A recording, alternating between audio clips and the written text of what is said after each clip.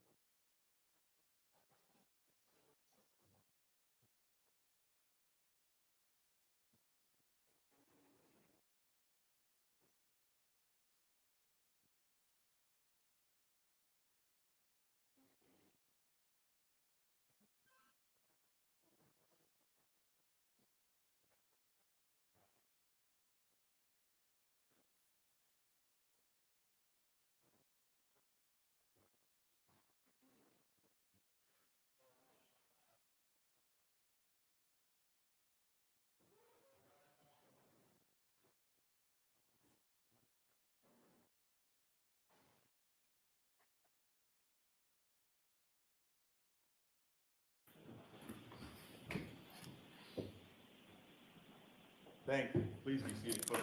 Jody, you can bring them over. You are unmuted.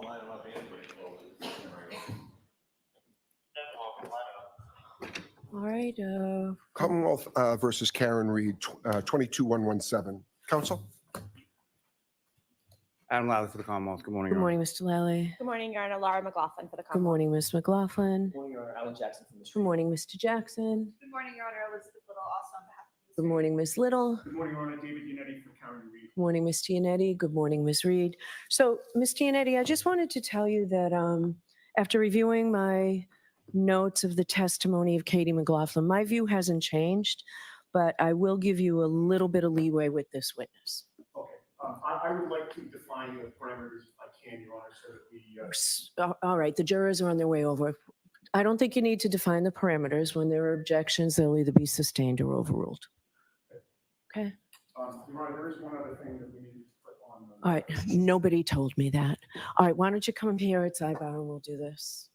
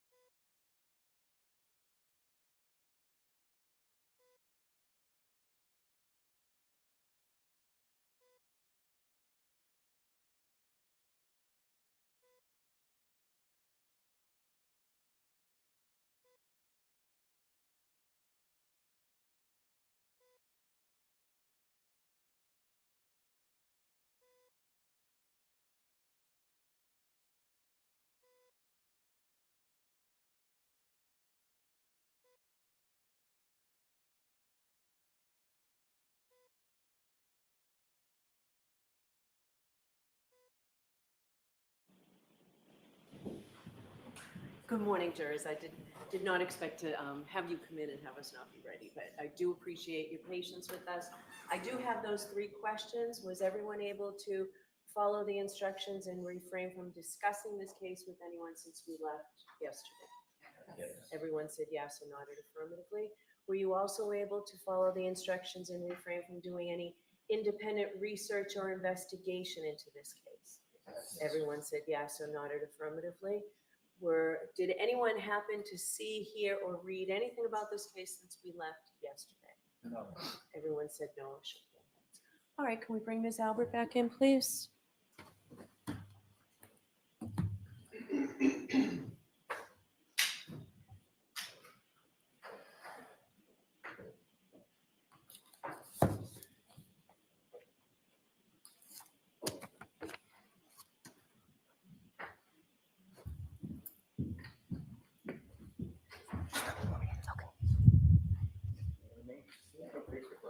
Can you raise your hand?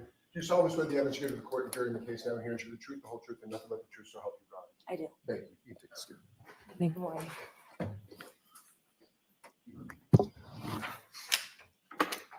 Can I proceed, Your Honor? Sure. Good morning, Ms. Albert. Good morning. Ms. Albert, I'd like to go back to a discussion of Katie McLaughlin. Okay.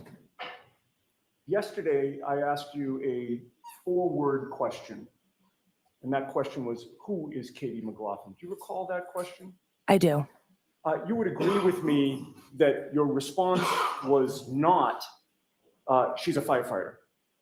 Correct. Your response was not, she's a friend. Correct. Your response was not, I've known her for years.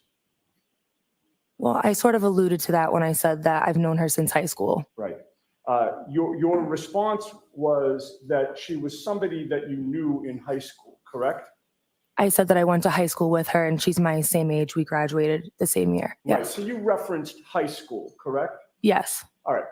You would agree with me that you've seen her several times since high school, correct? Yes. You have hung out in the same group with her several times since high school, correct? Yes. And you graduated high school in 2014. Yes. It is now 2024. Yes. Your contact with Katie McLaughlin has been fairly consistent over the years in that it continued at least until 2021, correct? I would agree with that, although it was far and few between.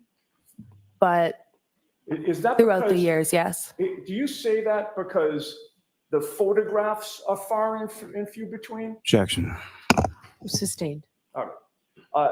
You would agree with me that there was not a 3-year period prior to January 29th of 2022 where you didn't see Katie McLaughlin at all, correct? A 3-year period? Right.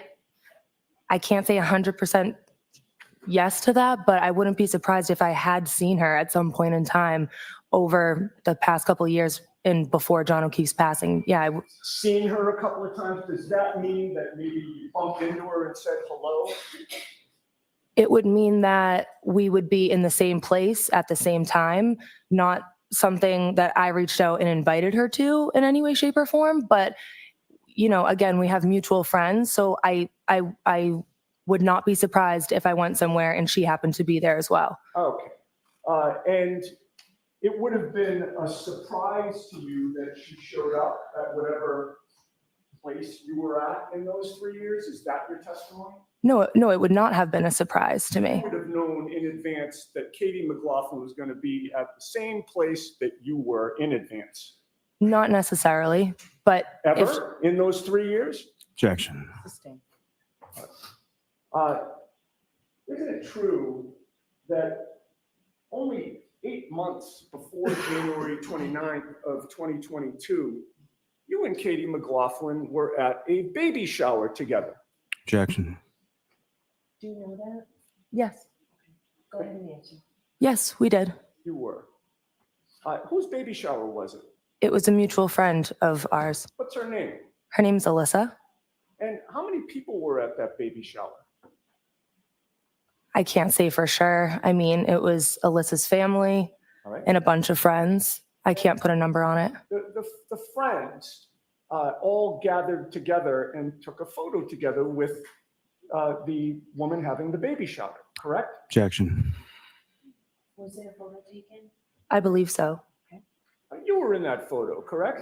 Yes, Who was standing next to you? I don't have it in front of me. Okay, if you saw the photo, would that refresh your memory? Yeah. May I approach? Yes.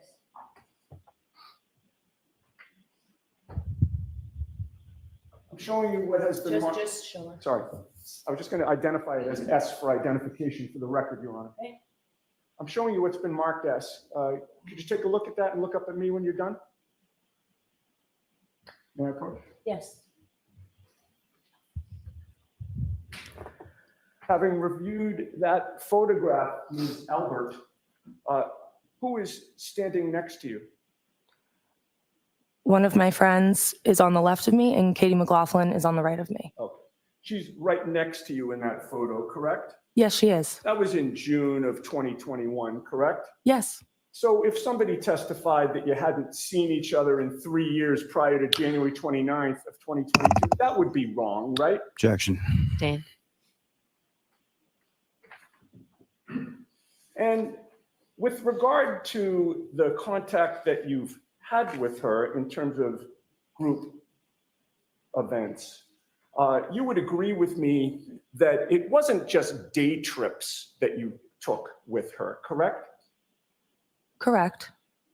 You've also gone on road trips with her, correct? I've gone away on trips that she was with. I didn't drive with her or go with her or invite her, but she has been there, yeah. Okay, and what road trips have you taken overnight where you and Katie McLaughlin have been together since high school? Objection. Sustained. You've gone to Maine with Katie McLaughlin, have you not? Objection. So we need a time frame, Mr. Yannetti, not just Sure. 10 years ago. Since high school, you've gone to Maine with Katie McLaughlin, correct? Objection. I'll allow it. Did you go to Maine with her? I did, and the year would have been like 2015 or 2016. If I suggested it was July of 2016, would that make sense? That would sound about right, yeah. And while you were in Maine, there were 7 of you in a hot tub together, correct? Objection. Sustained. You were in a hot tub with Katie McLaughlin in Maine, correct? Objection. Sustained. May we approach, Your Honor? Yes.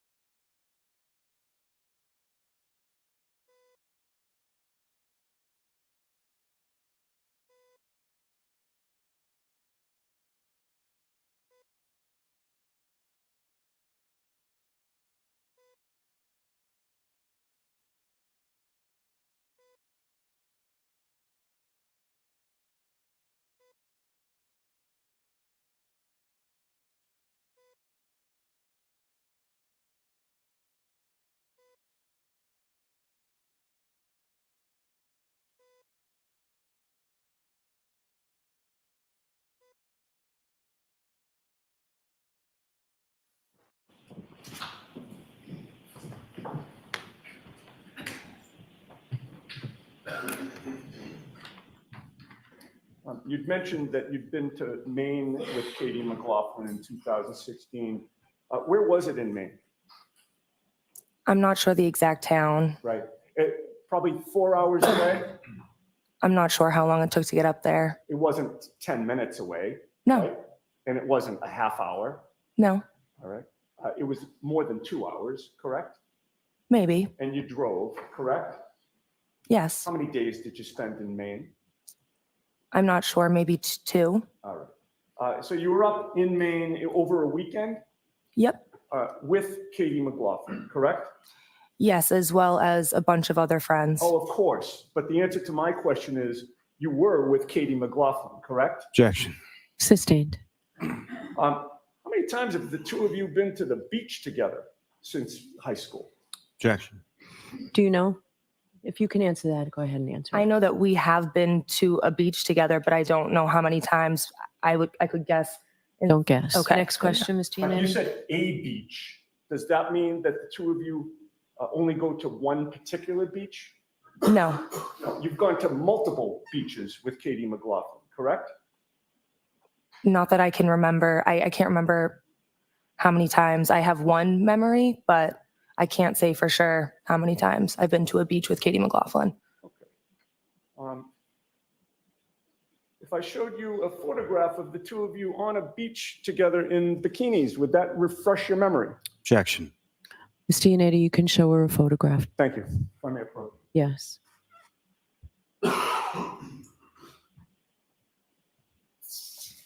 Again, I'm showing you S for identification, one particular photo in S. If you take a look at that and look up at me when you're done. Does that refresh your memory? Yep. That particular photo that I showed you from S for identification, what beach was that? I don't know the name of the beach. Where was it? I believe somewhere in the Cape. And Katie McLaughlin is in that photo, correct? Yes, along with a bunch of other friends. Of course, there are other friends, but you. Miss are- Dianetti, please no more, of course. Of course, Your Honor. With regard to that photo, once again, you are right next to Katie McLaughlin. Were you not right in back of her? She's in front of me, yes, and the mutual friends that I already said that we have are also in the photo. Of course. And let me ask you this. Has anybody in So, this, jurors, I'm going to strike that, of course. has anybody in this courtroom today asked you about the other mutual friends who were there? Did I ask you today whether there were other mutual friends in that photo? Objection. Sustained. You added that to your answer, correct? Objection.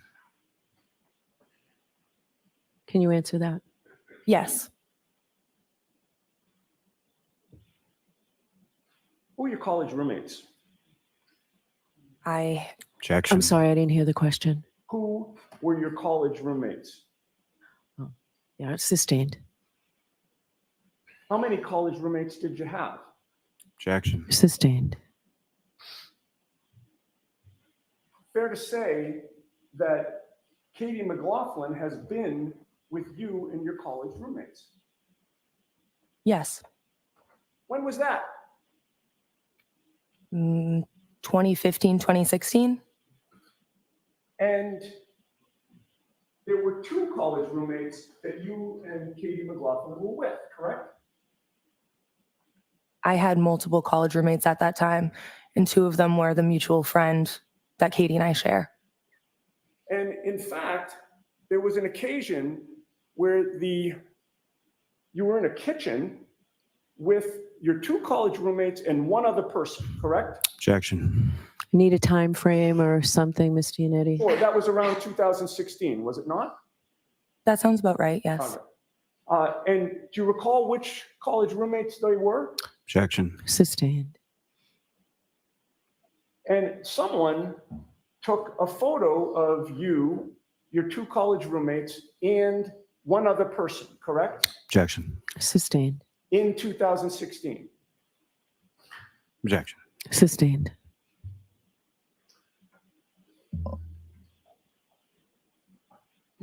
May we approach?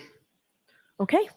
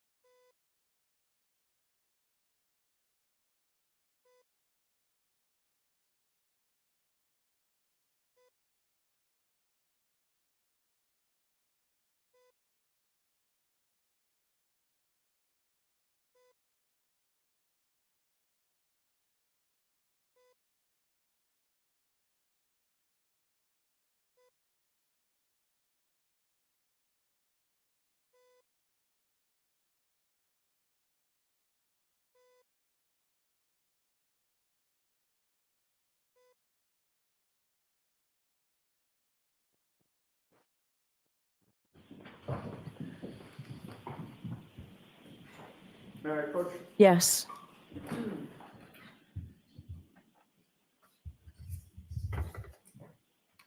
I'm showing you another photo from S for identification, ma'am. If you look at that and look up at me when you're done.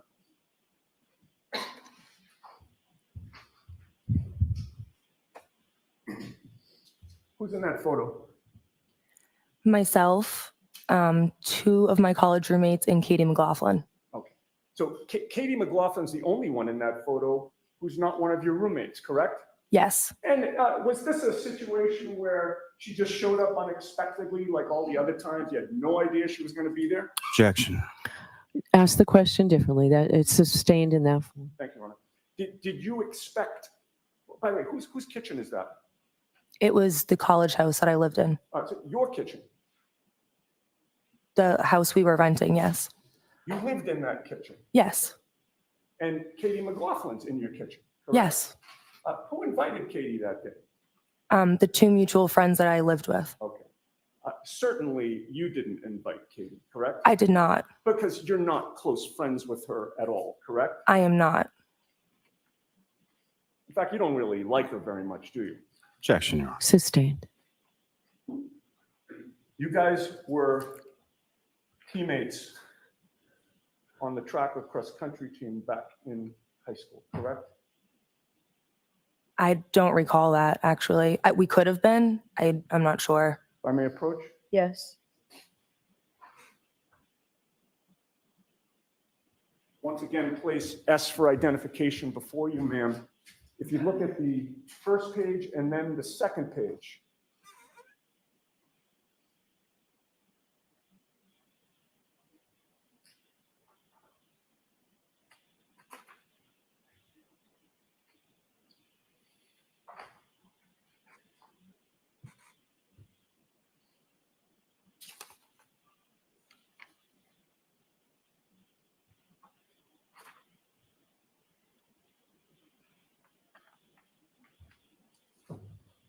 if I may approach. Yes. Having reviewed those 2 pages, does that refresh your memory about your teammate, Katie McLaughlin? Yes, it does. And you certainly were teammates in high school, correct? Yes.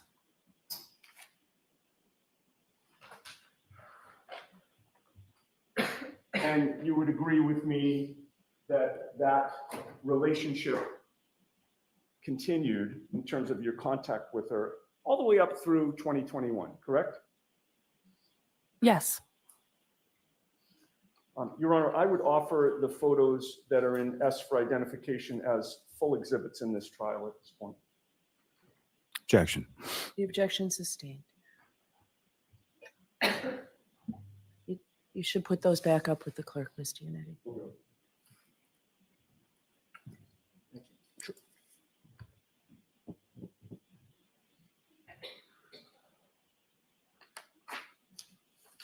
Now, you testified that you knew Brian Higgins prior to January 29th of 2022, correct? Yes. You knew him as a good friend of your father's, correct? Yes. He arrived at 34 Fairview Road, your parents' home, on January 29th of 2022 after you got there, correct?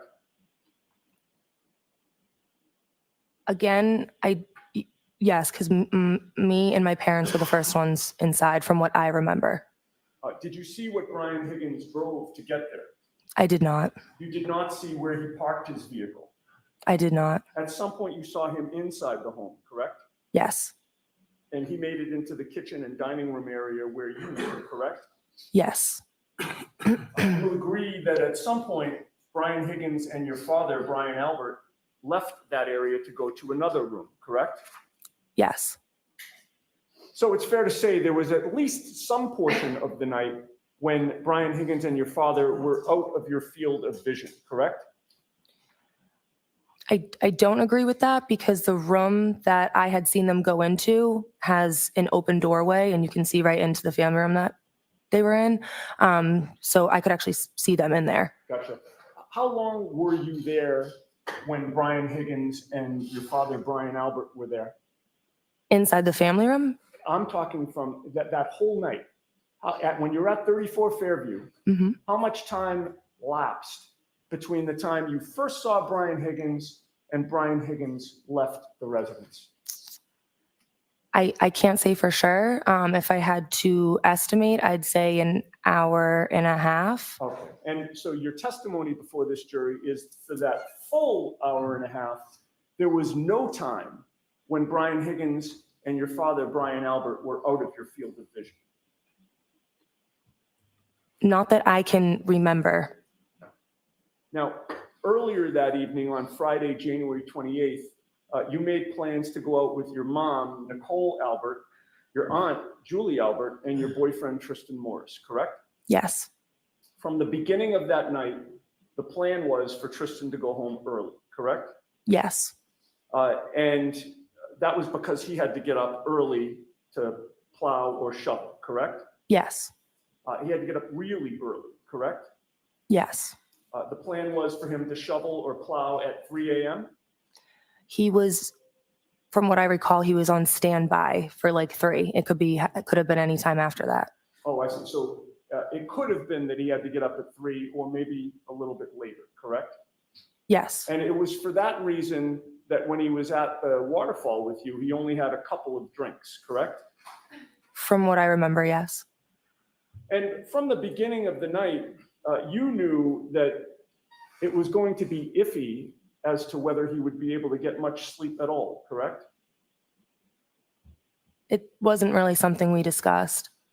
Well, the reason he was going home early and only having a couple of drinks was to see if he could catch some sleep before what would be a very difficult work morning, correct? Yes. And you knew that in order for him to get any sleep, he couldn't stay at the waterfall very long, correct? Yes. And that's why he left early. Yes. He went home to rest. We didn't speak about whether or not he would be sleeping. It wouldn't shock you if he tried to go to sleep. No, it wouldn't. No, it wouldn't. You stayed believing that Tristan was going to try and rest and sleep, correct? Yes. And the plan when he left you was that you wouldn't see him again until after he was done with his plowing that morning, correct? That's incorrect. Okay. So is it your testimony that the plan from the beginning was that Tristan was going to drive from Canton to Easton and get some rest, and then drive from Easton to Canton to pick you up so that he could take you back from Canton to Easton? That was the plan? It may not have been set in stone, but it was definitely spoken about. And then that's what ended up happening. Yes. Have you ever told anyone that before, Ms. Albert, that the plan from the start of the night was that Tristan was going to make 4 trips total from Canton to Easton, Easton to Canton, Canton to Easton? Have you ever told anyone that before? I don't remember if I mentioned that to anybody. That was the first time you've ever said that just now before this jury. Would you agree with that? I believe so. Almost 2.5 years after January 29th, correct? Correct. Isn't it true that you decided at 1:45 in the morning that it was important for you to get home? At 1:45, around that time is when Tristan picked me up, a little bit after that, but I didn't want to get snowed in at my parents' house. It was important for you to leave 34 Fairview, correct? I wouldn't say important, but it was something that I wanted to do. It was Yes. important enough for you to leave, correct? Yes. And you made the decision to have Tristan drive from Easton to Canton to pick you up, correct? Yes. How far is it from Easton to Canton? From our apartment in Easton to 34 Fairview Road is about 18, 19 minutes. Okay, and that's when there's not a snowstorm on site, correct? Correct. Of course, in a major snowstorm, you certainly can't drive as carefree as you can when you're driving in good road conditions, correct? Right. And your boyfriend was making that trip multiple times that night, correct? Yes. When Tristan picked you up at 1:45 a.m., Did you bring Chloe out of the house with you to take to your apartment? No, Okay. On January 29th of 2022, you were there at your parents' house from around midnight until about 1:45? about a little bit after 1:45, yes. Okay, and during that span of time, almost 2 hours, you never saw anyone pull up outside, correct? I personally did not. No. And you personally did not look out the window either, correct? No, I did not. And you personally never heard anything out of the ordinary outside, correct? That is correct. Right. You never heard any yelling, correct? That is correct. No screaming, Correct. nothing smashing into anything else, Correct. no revving of tires, Correct. no noises outside, Correct. nothing attracted your attention. Correct. You never saw any vehicle backup lights. Correct. You never saw any red lights outside. Correct. You heard zero evidence of anything that would lead you to conclude that there had been some type of car accident outside. Objection. Sustained. You can ask it differently, Ms. Giannetti. You didn't hear a car accident. Objection. Ask it differently. When you left 34 Fairview at 1:45, which door did you use? I think I walked out the front door. And the front door, could I have exhibit 66, Mr. Bates? With the court's permission, may that be Sure. displayed? Do you recognize exhibit 66 as being a depiction of your house? Yes. The front door to your home, there are actually two of them, correct? Yes. And when you say the front door, you're referring to the door that's lit up in that photo? Yes. You can take that off the screen. I'd like to ask you some questions about what you saw or didn't see within the first couple of seconds while you were stepping outside. Coming out the front door of your house, you would agree with me that your parents' front lawn is directly in front of you, correct? Yes. By that time, snow had started to accumulate at 1:45 a.m., correct? Yes. Against that white snow, did you see a black baseball cap? I did not. As you stepped out of the house, did you see a black sneaker? I did not. Did you see 45 pieces of red taillight plastic? I did not. No. Did you see one piece of red taillight plastic? I did not. Did you see a 6'2" man on your parents' front lawn in front of you? Objection. Did you? I did not. You saw nothing unusual on that front lawn of your parents' home, did you? I did not. Now, Tristan had parked in the driveway, correct? I believe so. When I say Tristan, I'm referring to Tristan Morris, who was your boyfriend, right? Yes. As you face the house, that driveway is to the right, correct? Yes. And as you're coming out of the house, the driveway is to the left, which makes sense, right? Yes. Where in the driveway was Tristan Morris parked? I don't remember if he was on the left. My guess would be the left side of the driveway because that would have been closest to me walking out of the house. But I can't say for sure exactly where he was parked in the driveway. Okay. In any case, you walked to his vehicle, correct? Yes. And actually, when I say his vehicle, it was actually your vehicle, right? Correct. That was the Jeep that you had at that time? Yes. And as you were walking to that vehicle, you would agree with me there were no obstructions between you and your parents' front lawn, correct? Correct. And as you were walking to that vehicle, again, no baseball hat, no sneaker, no pieces of red taillight, and no 6'2" man did you see on your parents' front lawn, correct? Correct. And there were no, strike that. After you got into the vehicle, you got into the passenger's side Yes. because you had been drinking that night, correct?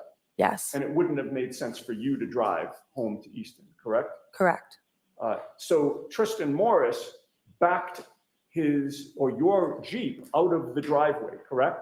Yes. And the tail end of that Jeep, when he backed out, would have gone toward Cedar Crest, correct? Correct. Which would mean that the car was now facing toward the Chapman Street side, correct? Yes.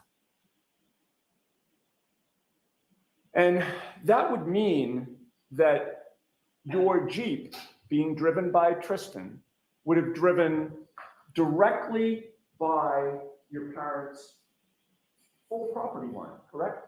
Correct. And you were on the passenger's side of the car, correct? Correct. The passenger's side was closest to your parents' front lawn as you were driving away, correct? Yes. And you drove past the front lawn, correct? Yes. You drove past the flagpole, correct? Yes. And in all that time from when Tristan Morris pulled out of the driveway and drove right by your parents' front lawn, you never saw anything of the things that I previously asked you about, correct? I did not, but I also was not looking. You saw no baseball hat, no sneaker, no pieces of red plastic, and no 6'2" man, correct? Correct, but I also was not looking out my window. Okay. Let me ask you this. Did anybody in this courtroom ask you if you were looking out your window? Objection, Your Honor. Sustained. That was an answer to a question that nobody asked you, correct? Objection. Sustained. Now, at this point, you would agree with me that you've essentially circled your parents' front lawn, right? Yes. Yeah, you came out the front door and were facing the front lawn, correct? Correct. Then you're walking to the left, which means that the front lawn is to your right, correct? Correct. Then you're backing up out of the driveway, which means the front lawn is still to your left, correct? Correct. And when Tristan pulls the car such that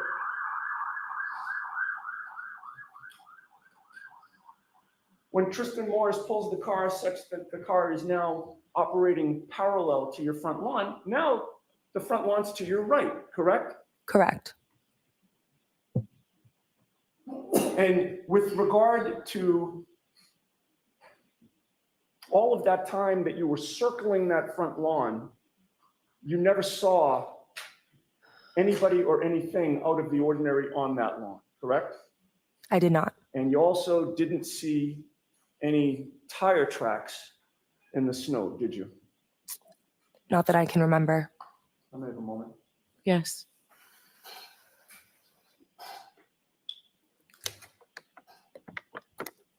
No further questions, thank you. Okay. Mr. Lally? Yes, Your Honor.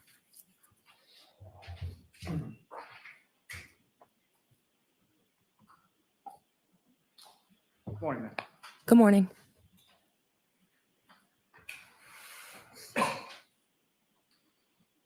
Now, turn your attention back to yesterday, you were asked some questions about Courtney Proctor, is that right? Yes. And you were asked about whether or not you met her kids, and you said once. Can you explain that?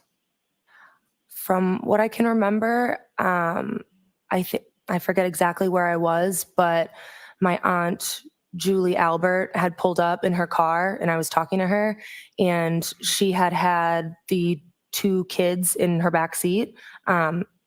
I think she may have been babysitting them. I didn't ask for specifics, but she rolled down the back window, and that's when I met the 2 kids, and that was it. Okay, but how many years ago was that? I can't say for sure, but definitely like 2 or 3 years ago, maybe. The one time while they were in the backseat of a car for a couple minutes years ago. Yes. Had you ever met Michael Proctor prior to the day that he came in, or that he conducted an interview with you? Never. Now, as you were walking into the house, your testimony is that you saw Colin Albert walking out of the house. Is that correct? Correct. Without getting too much into it, as far as photographs of you on a high school track team, that would have been sometime prior to your graduation in 2014, correct? Yes. And about how many people were on your track team? Over 30, maybe. About 30. Now, when you were at the house at 54 Fairview Road on the early morning of the 29th, your father, Brian Albert, and Brian Higgins were out of the room, being the kitchen and the dining area, for some period of time, correct? Correct. And about how long period of time are we talking about? Minutes. I would say at most, maybe like 5 minutes. At most. Now, you were shown a drawing, essentially, in Exhibit 66 of your parents' house at 34 Fairview Road. up on the screen just now? Yes. Have you ever seen that before? That exact photo, I don't believe so. Do you know whether or not that was even a photo, or would you be surprised if that was some sort of drawing or rendering of the house? Yeah, I can't say for sure where that came from or what it is. I don't believe I've seen it before. Could you rephrase the question? Sorry. No, that's fine. My other question is, did you happen to notice in that particular drawing that there were lights on near the front door and lights on near the garage? Do you recall that? I did notice that, yes. Do you recall whether or not those lights were on or those lights even exist at the time that you were exiting the house on January 28th? I don't recall. Yeah, I can't say for sure if those lights were on. Now, you were asked some questions about exiting the house and coming over to Tristan's car, getting in, your car that Tristan was driving, and then backing out of the driveway and driving away. At any point in time, did you look over to the unlit area on the left side of your parents' property near the flagpole? Objection. So form the question differently, Mr. Lally. When you walked out the front door, where was your attention directed? When I walked out the front door, I recall somewhat looking down, trying to make sure I didn't slip. The ground was completely covered with snow at that point. And then my direction was towards Tristan's car, so to the left. Then once I got in the car, I was turned again to the left, speaking with him for the majority of the first couple minutes of our car ride back home to Easton. Now, so when you exit the door, you come onto the brick steps, correct? Yes. And the brick steps are covered in snow at that point? Yes. Do you recall what you were wearing on your feet? Were they high heels, flats? I think I had high heel like boots on, something of that nature. You're walking down the brick steps that are covered in snow in high heel boots, correct? Yes. And then you're walking over to your car and getting in the passenger side, correct? Yes. And at any point in time, at any point in time in any of this sequence, do you have any reason to look over to the front yard area of your parents' home in the area of the flagpole? I did not. And then you get in the car and you're driving away and you're talking to Tristan, is that correct? Yes. And so Tristan is driving, you're in the passenger seat, is that correct? Yes. So you're looking at him but away from the front lawn as you're driving away, correct? Yes. Nothing further. Very briefly, Judge. Okay. Maybe you just testified that the one time that you saw Courtney Proctor's kids, they were with your aunt Julie Albert, correct? Yes. And you just testified that that was about 2 or 3 years ago, correct? That was an estimate. I can't say for sure, but yes. It wasn't 10 years ago. No. 2 or 3 years ago, to right now it's May 14th of 2024. 2 years ago would be May 14th of 2022. Yes. 3 years ago would have been May 14th of 2021, correct? Correct. Nothing further. Okay, you are all set, Ms. Albert. Thank you. Mr. Lally, who is your next witness? Yes, Your Honor. The Commonwealth will call Mr. Tristan Morris to the stand.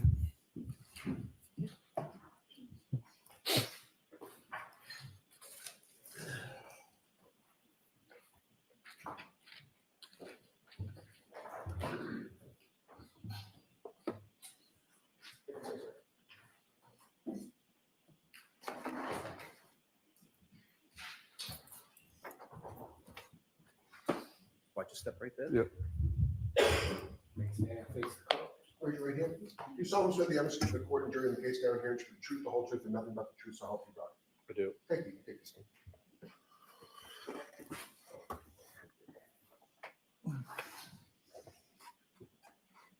Okay, whenever you are ready, Mr. Lally. Good morning. Thank you. Good morning, sir. Good morning. Could you please state your name and spell your last name? Tristan Morris, Morris, Morris, And Mr. Morris, where do you live? Easton, And who, if anyone, do you live there with? Caitlin Albert. And what is the nature of your relationship with Caitlin Allen? She's my girlfriend. And how long have the two of you been together? Roughly 8 years. And with respect, well, let me ask you this. Do you work, sir? Yes, I do. And what do you do for it? I'm a union pipe fitter. And how long have you been doing that? 6 years. Now, if I could turn your attention to the evening of January 28th, 2022, into the following early morning of the 29th. Do you recall that day? Early morning of the 29th? Yes. Yes, I do. And do you recall what days of the week those were? Friday and Saturday, I believe. And on that particular Friday, what, if any, plans did you have yourself and your girlfriend, Caitlin Albert? For me, it was just an ordinary day. I went out and I met them for a drink. And about what time? So I'm going to ask you to keep your voice. Okay. Okay. So you indicated you went and met them. Who is them? My girlfriend, Caitlin, and that's all I remember. And do you recall where it was that you went? Waterfall Bar and Grill. That's somewhere that you and Caitlin had been to before? Yes, multiple times. And do you have any idea what time that was on the 28th? I don't recall. And do you recall who, if anyone else, was there in addition to yourself and your girlfriend, Caitlin? No, I do not. Do you recall whether or not either of her parents were there? I don't remember. You're familiar with her parents, though? Is that fair to say? Yes, I am. You're familiar with their family, correct? Yes, I am. And if you recall, about how long was it that you were at the waterfall that evening? I couldn't estimate, but it wasn't that long. And wasn't that long? Why? What was it that caused you to leave that night? Later that night, I had to go plow. I was supposed to wake up pretty early. And as far as plowing, is that something that you do sort of on the side on a fairly regular basis, or? Yes. When I can do it, I do it. It's extra money. And how is it that what if any relationship do you have with the company that you do any sort of plowing or shoveling for? It's my landlord's company. And is that, when you say plowing, is that sort of residences, businesses, or something else? All of those, residence, houses, anything, businesses, could be any of them. So it could be a commercial parking lot, could be a condo, could be a business park, any of those things? Correct. And about what time was it, if you know, that you were supposed to sort of be ready or on call to go out to? So we were waiting for the snow. I just had to be on call for 3 to 4 in the morning, just have my phone on standby and be ready to go. Just how it always is. And so when you left, or when you went to the waterfall in Canton, at that time, was it snowing? I don't believe so. And when you left the waterfall to go home, why did you went home to rest? Is that fair to say? Yeah, I needed to sleep. Yes. And when you left the waterfall to go home to Easton to get some rest or to get some sleep, was it snowing at that point? I don't remember. And at some point prior to you going out and either plowing or shoveling early that morning, who, if anyone, was contacted? Can you repeat the question, please? After you went home to rest or get some sleep, well, first of all, were you able to get any sleep? Barely. And while you were home in Easton, who, if anyone, was reaching out to Yes, my girlfriend. you? And so your girlfriend, Caitlin, was it calling, texting? How was she reaching out, if you recall? I believe both. And about what point in the evening did you start to get calls or texts from her? I don't remember. And at some point, based on those calls and texts, what, if anything, did you do? Can you elaborate? At some point, did you leave Easton and go back to Canton? Yes, I did. And do you have any recollection of when that was over the course of the evening or the early morning? No, I don't remember a time. And in relation to when you got, let me ask you this, as far as the calls and the texts that you received from your girlfriend, Caitlin, was that one or two, or were they repetitive? There was a couple different texts, yeah. And over the course of about how long a period of time? Was it all within a couple minutes or half hour, hours, if you know? I don't recall. And after receiving those, you went to somewhere in Canton, correct? Yes, And where did you go? 34 Fairview Road. And are you familiar with that address? Yes, I am. And familiar with it because at some point during the time that you and Caitlin were dating before you moved in together, she lived there, correct? Correct. And About how long a drive is that from where you live in Easton to 34th Fairview Road? 21 to 25 minutes, I would say. And do you recall what vehicle you were driving on that occasion? I do. I was driving a white Jeep Cherokee. And whose white Jeep Cherokee is that? Caitlin's. And did you have a vehicle at that time? I did. And what kind of vehicle did you have? I believe it was a Ford Fusion. Fairly older Ford Fusion? 2012, yes. And so why was it that you took your girlfriend's Jeep Cherokee versus your older Ford Fusion? It drives way better in the snow. And so when you left your apartment in Easton to drive to 34th Fairview in Canton, was it snowing at that point? It was. And Okay, do you hold on one second. Ms. Giannetti, can you? Thank you. Go ahead. So I'm sorry. So when you were driving from Easton to Canton, it was snowing. Do you recall how much snow had come down at that point? I don't recall. And what, if anything, do you recall about sort of the snow that was on the ground in relation to how you drove from Easton to Canton? I was very cautious. I was 10 and 2 the whole time. And when you arrived at 34th Fairview, where did you park? I don't remember. Do you recall whether you parked on the street or the driveway? Or? No, I don't know. And when you arrived, what, if anything, did you communicate to Kate? I just told her I was here. Was that through a text or a call? If you know? Text, it would be. You pull up at some point, park somewhere, text her, you're correct? Yes, And at some point, she comes out of the house. Is that correct? correct. Did you ever get out of the car or go up to the house or go inside the house or anything like that? No, I did not. And how much time was it between the time that you texted her that you were here to the time that she came out? I don't remember. Was it a long time or anything like that? No, it wasn't. And when she comes out, do you recall sort of where within the front of the house she came out? No, I don't remember. You're familiar with 34 Fairview, though, correct? I am. And there's a couple of different doors on the front of the house. Is that correct? That's correct. But you don't recall specifically which door she came out of? No, I did not. And when she came out, she came over to the car, correct? Correct. She gets in, which part of the car did she get in? The passenger. Front seat passenger? Front seat passenger. And at some point, you're leaving from 34 Fairview and you're going back to Easton, correct? Correct. Was there any sort of delay or any sort of long period of time that you were in the car in front of the house after Caitlin gets in the car? No, So essentially, she gets in and you pull away. correct. And when you pull away from the house, where do you recall which direction you went into to go back to Easton? I went up Fairview Road. And so up Fairview Road would be sort of heading towards Chapman Street, is that correct? Yes. And so as you're going by the house, which side of the vehicle would have been facing the house? Either the driver's side of the vehicle or the passenger side? Can you repeat that? As you're going by the property at 34 Fairview Road, Yeah. which side of the Jeep that you were driving was facing 34 Fairview Road? Was The it left. your side or her side? My side would be facing the street. If I'm coming down, my side would be facing the left side. And what I'm asking is when you're driving away.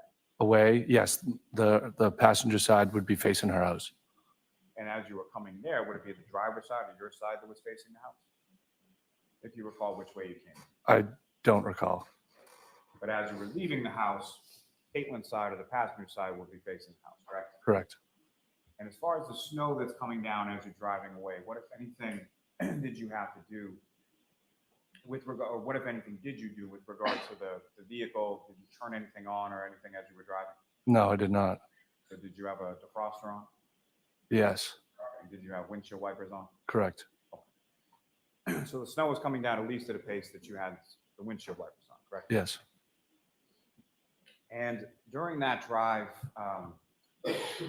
specifically on Fairview Road, but at any point during your drive to Fairview and from Fairview, do you recall anything as far as how the roads were they treated? Did you see plows out, anything like that? I don't recall.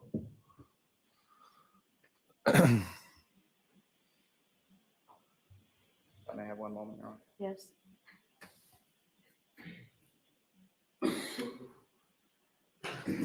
Now, as far as when Caitlin gets into your car, how would you describe demeanor?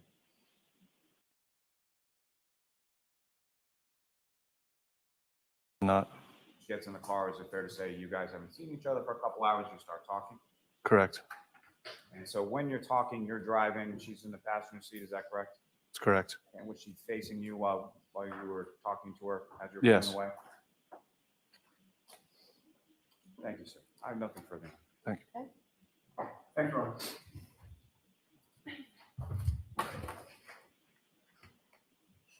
Morning, sir. Good morning. You've been dating Caitlin Albert for 7 to 8 years now. Correct. The two of you now live together. Correct. Are you still living in Easton? Yes. How long have you lived together for?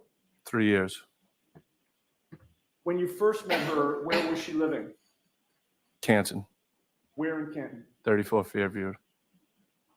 She was living there with her parents at the time, Correct. Brian and Nicole Albert. Yes.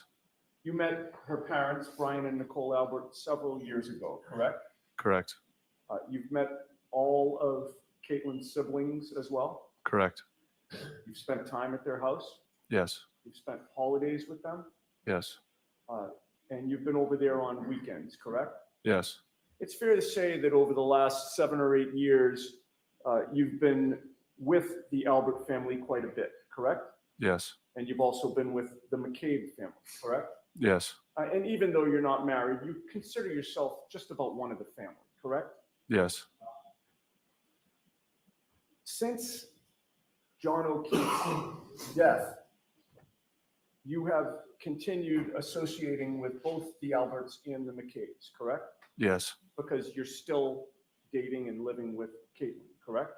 That is correct. And in June of 2022, a few months after John O'Keefe's death, you went to Ned Devine's in Boston with many, many men in the family, correct?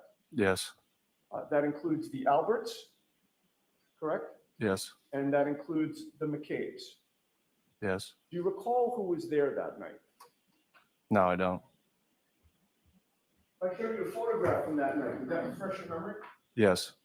May I approach Ron? Yes.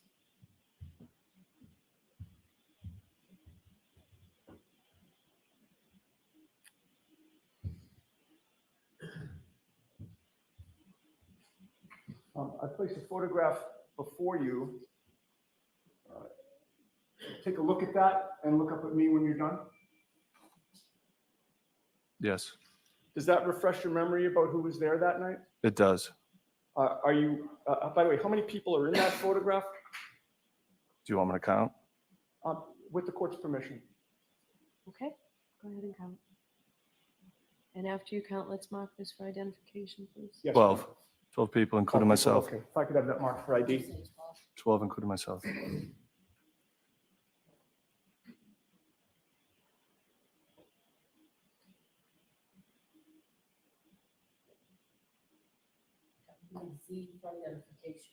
Thank you.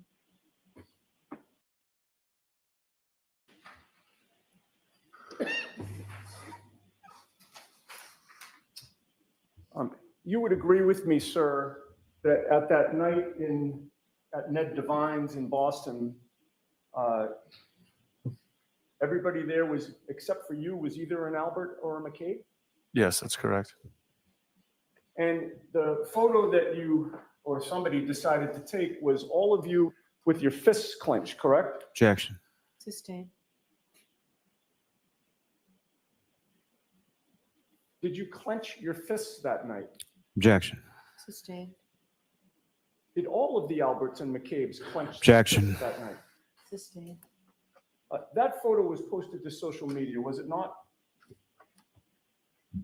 Yes, it was. And it was posted by somebody named Kevin Reardon. Reardon. My girlfriend's cousin.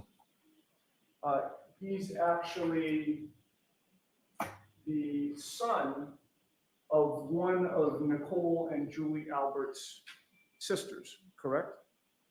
Yes. And you've met him as well, correct?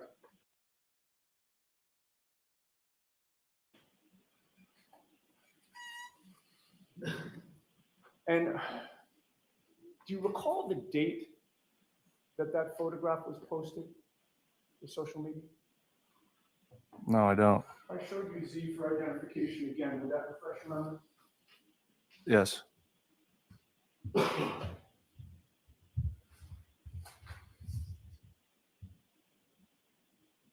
And I'll take it back from you. You've had a chance to look at it. Yeah. Having reviewed Z for identification, does that refresh your memory as to the date of the posting of that photograph? Yes. Were you aware at that time that, and by the way, what date was it? You just showed me. I know, and I'm asking you to tell the jury, It's June 5th. It was dated. of 2022? Yeah. Were you aware that June 5th of 2022 was 4 days before Karen Reed was indicted for this case? Objection, Your Honor. The objection sustained. Were you and the Alberts and the McCabe's celebrating the indictment of Karen Reed? Objection. Were you? No.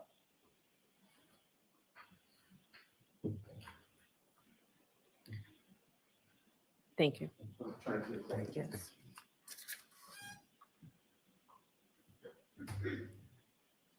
You've never testified before any grand jury regarding this case, correct? I haven't. You've never testified previously in any hearing regarding this case, correct? I haven't. You were at 34 Fairview Road in Canton at 1:45 in the morning or about 1:45 on January 29th of 2022, correct? I don't remember the time. Was it wildly different than 1:45 in the morning, or was it somewhat close to that? I'm not going to make up a time. I don't remember. Was it 9 p.m. on the 28th? I don't remember times. So if I asked you if you were there to pick up your girlfriend Caitlin at 9 p.m. on January 28th, you couldn't say if that's true or false? No, because I'm not making up a time. Okay, so it could have been 9 p.m. that you were there, not 1:45 in the morning. I didn't say that. Well, you've just said that you can't rule out that it was actually 9 p.m. on the 28th, didn't you? Objection, Your Honor. Can you answer that? Did you say that? I didn't say anything. I don't remember a time. No, I understand. So I'm not going to make up a time. Hold on. Only one person can speak at a time. I don't, it could have been later, could have been earlier. I don't know a time. Right, but it couldn't have been 9 p.m. on January 28th. Could it have been? I don't know. Okay. What time were you at the waterfall? I don't remember. Were you at the waterfall? Yes, I was. On what date? The 28th. Was it in the morning? It was at nighttime. It was at night, okay. What time did you leave the waterfall? I don't remember. Did you leave at 5 p.m.? I don't remember. So it could have been 5 p.m. that you left. Could have been 5 in the morning. I don't know. Okay. Leaving aside what time it was, or strike that. Will you testify that you were at 34 Fairview Road on January 29th after midnight? I don't remember a time. Okay. But you do remember being there, correct? At the waterfall? No, at 34 Fairview. I remember picking my girlfriend up. Yes. You do. You've testified to that, right? Today. Yes. And when you were there, you had an opportunity to see the front lawn to that property, did you not? Yes. You pulled into the driveway. I don't remember where I pulled into. Did you pull into any place when you got there? I don't remember where I pulled into. So you say you don't remember where you pulled into. That wasn't my question. My question was, did you pull in any place when you got to 34 Fairview? Well, I had to pick my girlfriend up. So yes, I did. You did, okay. Was there any place other than the driveway to pull into when you got to 34 Fairview? No, So it had to be the driveway, right? must have been. All right. When you pulled into the driveway, you waited a period of time for Caitlin, correct? Yes. And how long a period of time was that? I don't remember. Was it more than a half hour? No, Was it more than 10 minutes? I don't remember. It could have been more than 10 minutes. Probably wasn't. And when you say it probably wasn't, that means it probably was less than 10 minutes, correct? I don't remember the time. During that time that you were waiting for Caitlin to come out of the house while you were in the driveway, there was nothing obstructing your view of the front lawn, correct? Nope. All right. And shifting gears for a second, this was on January 29th of 2022, correct? Yes. And ultimately, you did pick up Caitlin and take her back to Easton, correct? Correct.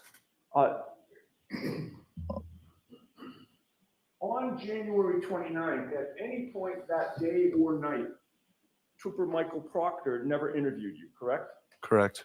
Nor did he interview the next day or the day after that, correct? Correct. Or the month of February, correct? Correct. Or the entire year of 2022, correct? Correct. Or the entire year of 2023, correct? Correct. The first time any investigator of this case interviewed you was May 7th of 2024, correct? When was that? I don't. That was 1 week ago. That was last Tuesday. Correct. You were aware at the time you were being interviewed for the first time by any investigator, this case had already started. Yes. You were aware that this jury heard opening statements from both counsel on April 29th, which was over a week before May 7th, correct? Yes.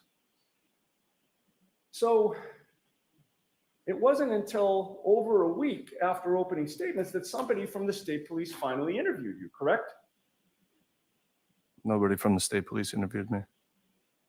Who was it that interviewed you? Nobody interviewed me. I spoke to the DAs about coming in here. That was about it. Okay, I thought you had just testified that on May 7th, that was the first time an investigator reached out for you. Yes. All right.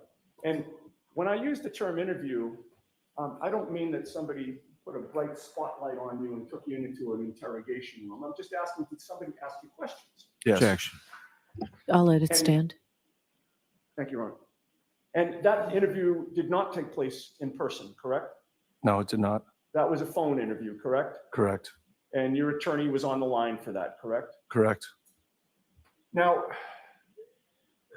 from the beginning of the night on January 28th, your plan was to go home early, correct? Correct. You weren't drinking much, correct? That is correct. You had to get up early.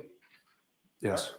And it actually was really early. It could have been as early as 3 a.m., correct? Correct. So from the beginning, you knew that you weren't going to get much sleep, correct? Yes. And if you were going to get any sleep, you couldn't stay at the waterfall all night, correct? That is correct. So you left early. Yes. And you planned to go home, get whatever rest or sleep you could get, and then wait for the call to go out plowing, correct? That is correct. The plan from the beginning was not for you to leave the waterfall, go to Easton, and then drive back from Easton to Canton to pick up Caitlin, and then take her back to Easton so that you could wait for the call for plowing. That was not the original plan, correct? No, it wasn't. No, of course it wasn't. So I apologize, Ron. I withdraw that comment. But the plan changed, correct? Yes. And that was because you heard from your girlfriend, Caitlin, correct? Yes. And I'm going to ask you a question and hope I get an answer. Do you recall what time it was that she contacted you? No, I don't recall. Did anybody instruct you not to talk about any times that anything happened? Absolutely not. How did Caitlin contact you that night?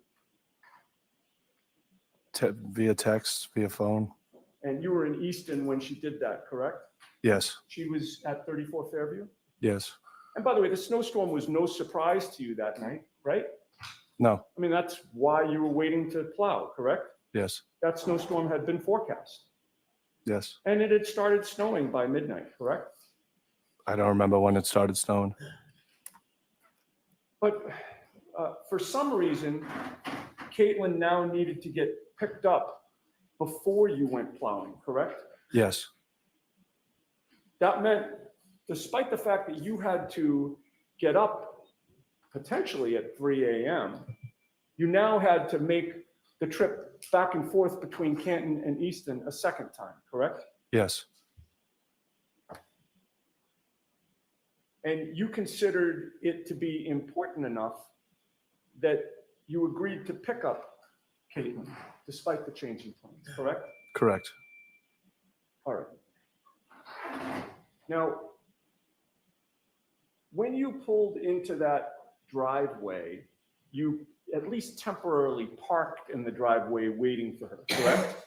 Yes, What other cars were in the driveway at that time? I don't remember. What side of the driveway did you park on? I don't remember. After you parked, you texted Caitlin to tell her that you were there, correct? Yes, And you previously testified that you don't remember how long it took for her to come out of the house, correct? I don't remember. And I started to ask you, and I'll just finish that line of questioning, that at that point, the front lawn of the house was to your left, correct? It would have been, yes. Right, and there were no obstructions between you and the front lawn blocking your view, correct? I wouldn't be staring at her grass, so no. Okay. I didn't ask you where you were staring, I was just asking if there were any obstructions. Okay, yeah, And the answer to that question is, no, was snow starting to accumulate at that time? I don't remember. You recall if there was any snow on the ground? Yes, because I was driving cautiously. And against that white snow, did you see a black baseball cap? Absolutely not. And as you sat in that driveway, you also did not see a black sneaker? Absolutely not. And you also did not see 45 pieces of red plastic No, or even one piece? no, And you certainly did not see a 6'2" man on the lawn of your girlfriend's parents' home, correct? no, I did not. You saw nothing unusual in that front area of the lawn, correct? No, I did not. Caitlin got into the Jeep. Correct. The plan was for you to drive the Jeep back to Easton with her, correct? Yes, You backed out of the driveway, correct? And you turned the rear end of that car toward Cedar Crest, correct? not towards Cedar Crest. I was going up the hill. So it should be Okay, favorable. if I suggested to you that going up the hill would take you towards Chapman, does that make sense? Yeah, Okay, and the other end of the street was Cedar Crest, right? towards that way, yes. Okay, so the rear end of your car was towards Cedar Crest and you were facing up the hill towards Chapman, right? Yes, That would have meant that you were driving your vehicle past really the entire length of Brian Albert's front lawn, correct? yes, And the front lawn would have been on Caitlin's side of the car, correct? yes,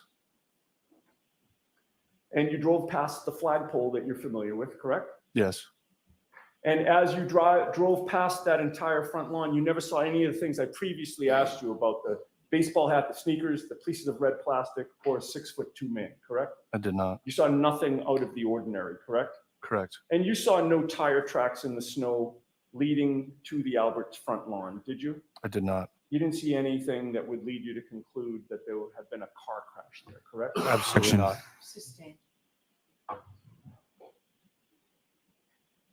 No further questions, thank you, Ron. Okay, anything, Mr. Lally? Just briefly on.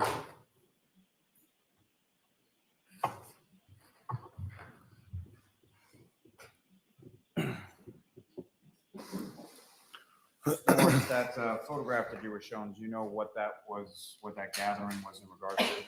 No, I don't. Now, prior to you leaving the waterfall or during the course of any of the texts or phone calls that you received from Caitlin, was there any sort of reason that was discussed as far as picking her up and bringing her to Easton before you went off to plow? Can you repeat that? From your discussions with Caitlin, what was the reason that you went back to 34 Fairview to pick her up and bring her home? Objection. We'll allow it. Why'd you do that? Well, she's high maintenance. I didn't really want to have to deal with her. She wanted to come home, is that correct? Yes, And did she say why she wanted to come home? I didn't want to get snowed in. I'll allow it. Now, you've testified before that as you were driving around that night, you were cautious and your hands were attentive to, is that right? Absolutely. So as you're driving past your girlfriend's parents' house, was there any reason, excuse me, was there any reason for you to direct your attention to the front lawn area of their home? Absolutely not. Nothing further on. Okay, you are all set. Thank you very much. Appreciate it. Your next witness, Mr. Lally? Yes, Your Honor. The Commonwealth will call Ms. Sarah Levinson to the stand.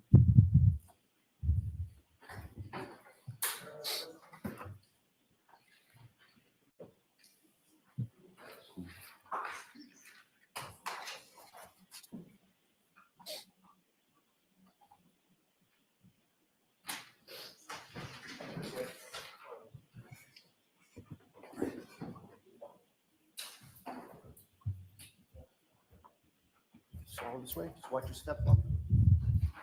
Remain standing, face the clerk. Raise your right hand. You solemnly swear to give the court and jury in the case down here, to the truth, the whole truth, and nothing but the truth, so help you God. I do. Thank you. Just need you to scoot up and pull down that microphone. You talk really loud into it. Thank you.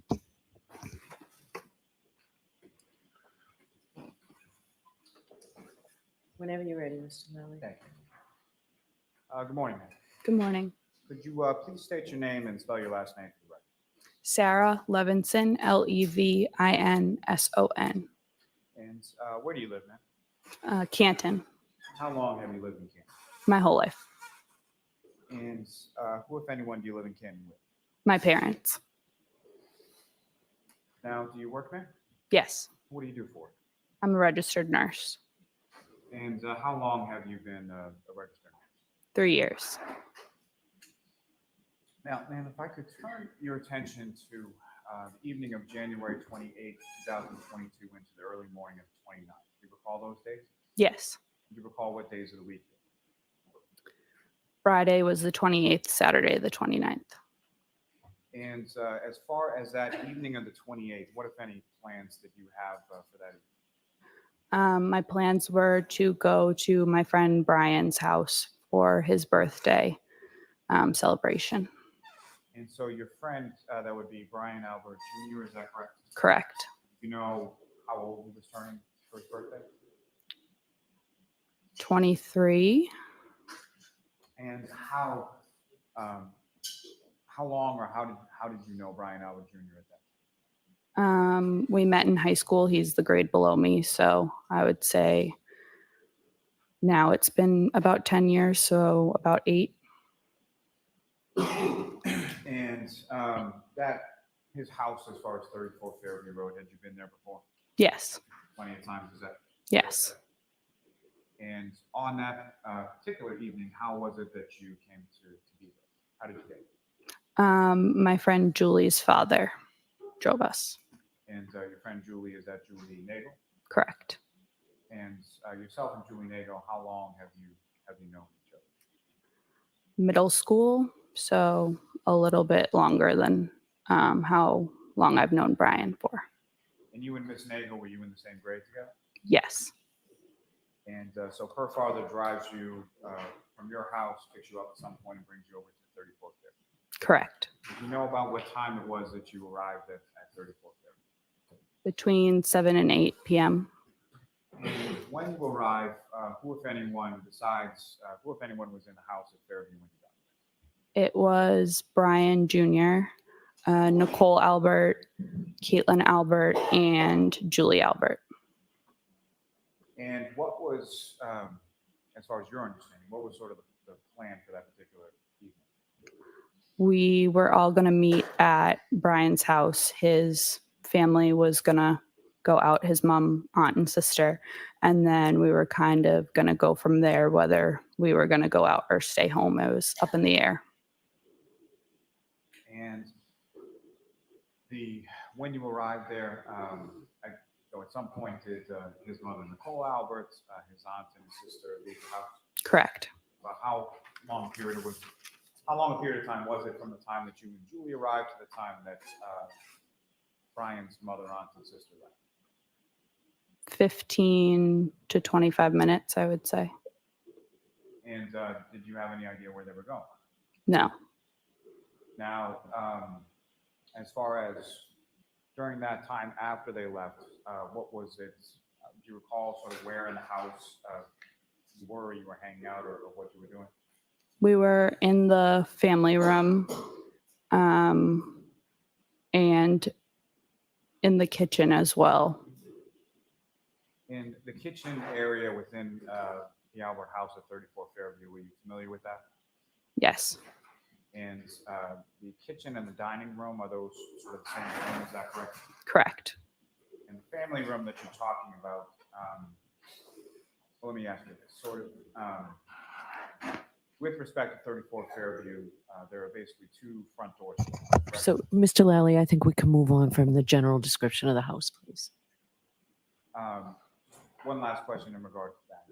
So the family room that you're talking about, where is that in relation to the kitchen dining? If you're looking at the house, it's to the right.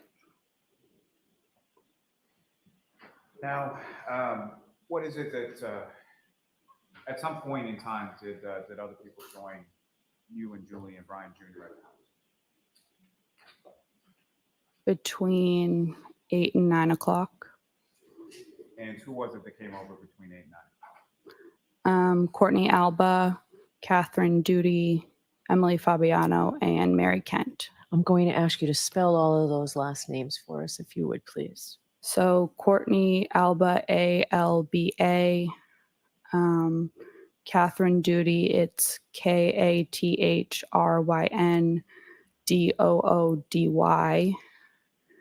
Emily Fabiano, the last name Fabiano,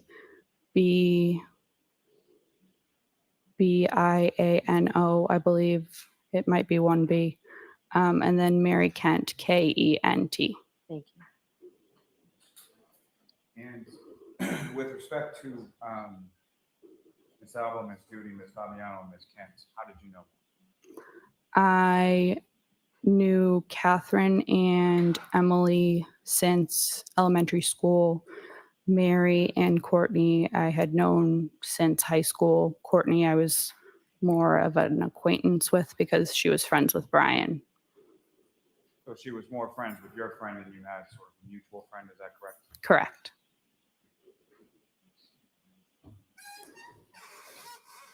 Now, during the time that you were at the house on Fairview, you mentioned earlier you were in sort of the family room area. Where else did you go within the house? Just the family room, the kitchen / dining room, and then the bathroom off the kitchen. And just so I'm clear as far as what I'm asking, when I'm saying you sort of in the plural. So you, in addition to all the other people that you just mentioned, was there any other area of the house that the group of you went at any point? Brian took either Mary or Catherine. I don't remember which one, upstairs at one point to see their family dog. I'm going to ask you to keep your voice up, if you would, please. Thank Sorry. And about how long a period were they upstairs seeing the family dog? No more than 5-10 minutes. And so what was it that the group of you were doing at the house over the course of this evening? So we were celebrating Brian's birthday. They had gotten calzones. We were eating and then we were drinking. And in general terms, if you recall, what was the group sort of drinking that night? Like spiked seltzers. I know Brian was most likely drinking White Claw because that's really all he drinks. I remember one of the other girls bringing Trulies. I'm not sure about the other people, but around that type of stuff. And do you know how much each of the people sort of had to drink while they were there? I'm not completely sure. No one was tipping over. Fair to say that whatever people had, it was sort of commensurate with each other. Is that correct? Correct. Now, at some point, over the course of the evening, so you're eating, you're drinking, was there like music going or anything like that? Yes, music. And if you recall, like sort of how was the music being played? Through a Bluetooth speaker. And over the course of the evening, in addition to the people that you've just mentioned, at some point did somebody else come by the house? Yes. And who was that? Colin Albert. And did you know Colin Albert prior to that evening as well? Yes. And about how old was Colin around that time? High school, like late high school. And how was it, or how well did you know Colin Albert? Not very well. Like I said, I'd been friends with Brian for about 8 years at that point, and I know Colin's older brother, Christopher, pretty well. He's my age. I grew up with him, known him since elementary school. So it's kind of like we weren't friends, I wouldn't say, me and Colin, but we were cordial. He's a younger brother of somebody that you went to school with. Correct. And he was your friend Brian Albert Jr.'s cousin, correct? Correct. Now, with respect to Colin, do you know about what time he arrived? I can't say for sure. Not sure. Sometime before or after the other Miss Canton, Miss Fabiano, Miss Alba, and Miss Duty arrived? He was there when Miss Fabiano, Kent, and sorry, he was there when Miss Duty, Miss Fabiano, and Miss Kent were there. I'm not sure if Miss Alba was still there because she left separately from those three. And you mentioned that you had come over to the house getting a ride from Miss Nagel's father, correct? Correct. Do you know how the other women got over to the house as far as Miss Kent, Miss Fabiano, Miss Alba, and Miss Duty? They got dropped off. I'm not sure by who. So fair to say there weren't like a line of cars out in front of the house, correct? Correct. And about how long, with respect to that group that was there as far as you and the other young women, about how long a period of time were you all at that house?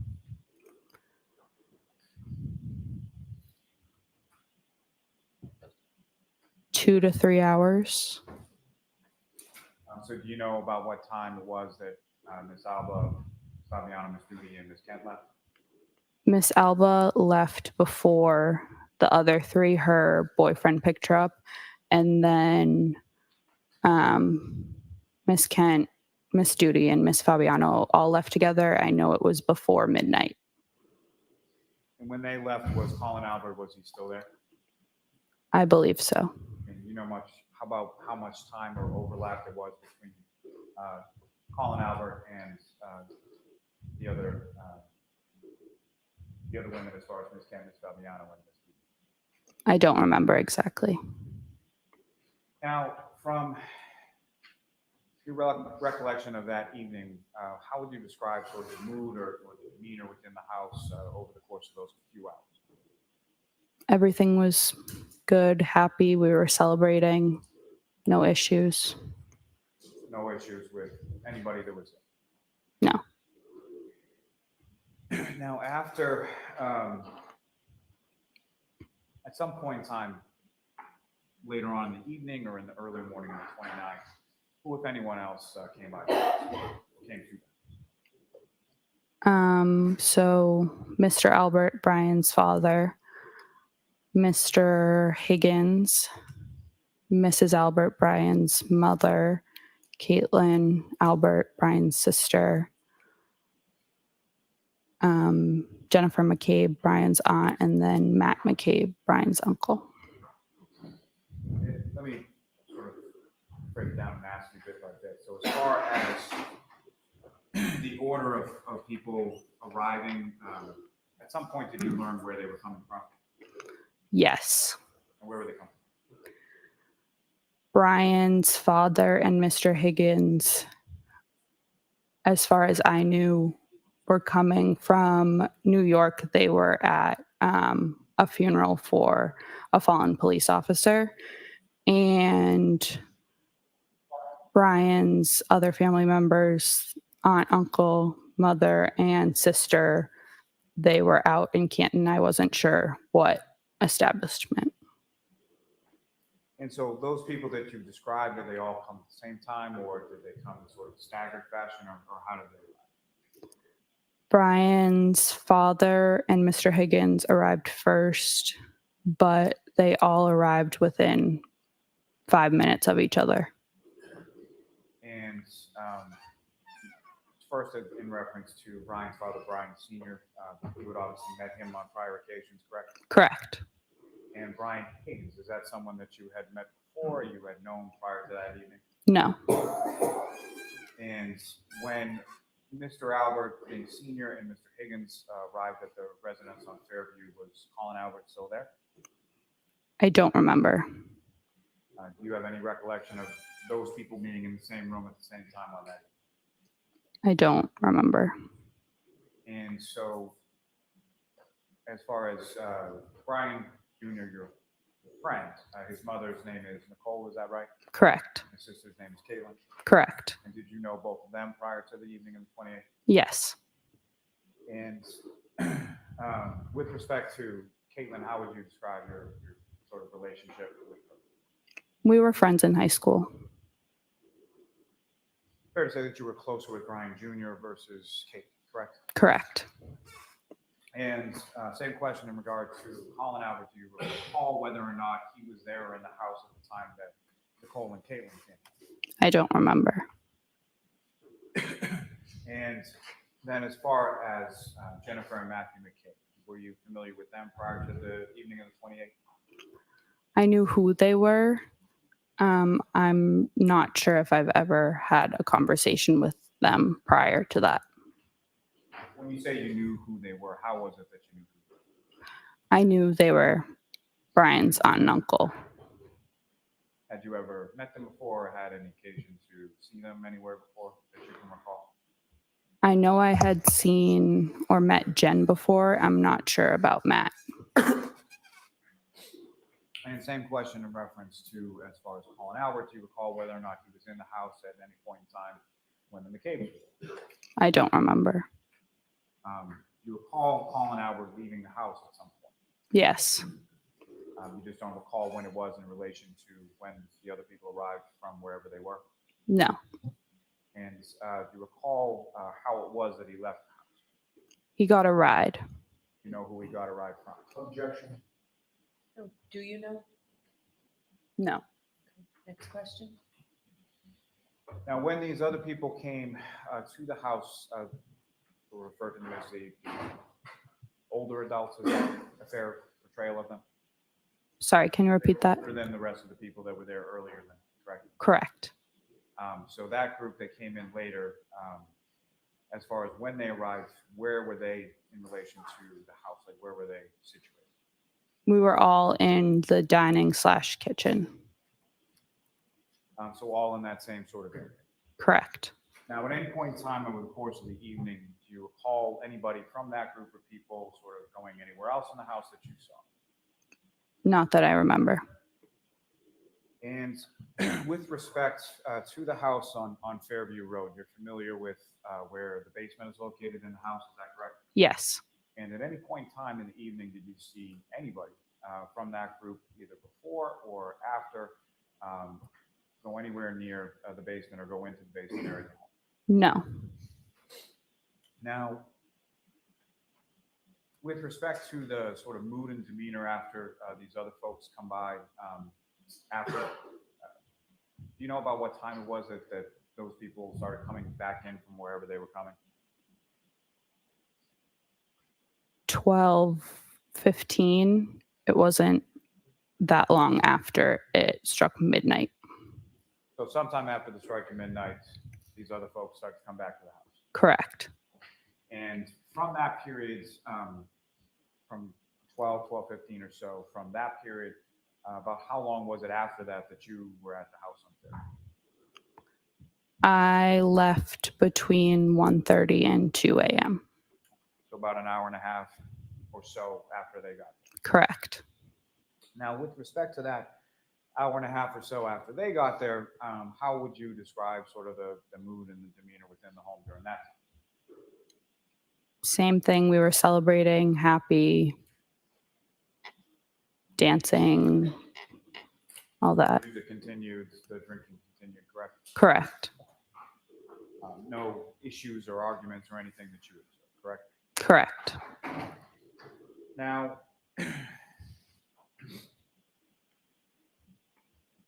within the area of the kitchen dining area, at some point, do you recall where people were?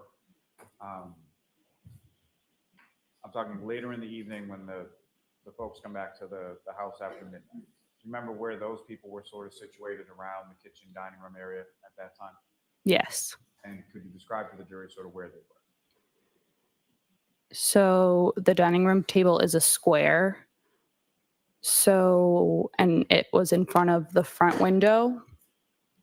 So in front of the front window where their back would be to the window was my friend Julie Nagel. I was sitting then, I don't know, was that perpendicular? I haven't taken math in a long time. I was sitting here. If the window's here, I was sitting on this side, facing kind of, I could see the front door. And then to my right, Brian Sr. and Mr. Higgins were standing. So they're back towards the kitchen. And Mrs. Albert Nicole was sitting with her back to the front door area. And Jen and Matt and Caitlin, I don't believe were sitting. And over that course of hour and a half or so after those folks came back to the house sometime after midnight, did you observe any other people walking or coming into the house at any point? No. Let me ask you this. As far as on January 28th into the 29th of 2022, did you know anybody by the name of John O'Keefe? No. And did you know anybody by the name of Karen Reed? No. And with respect to either of those people or any other people, no one else came into the house while you were there? Correct. Now, at some point in time, your friend Julie, did she go outside of the house?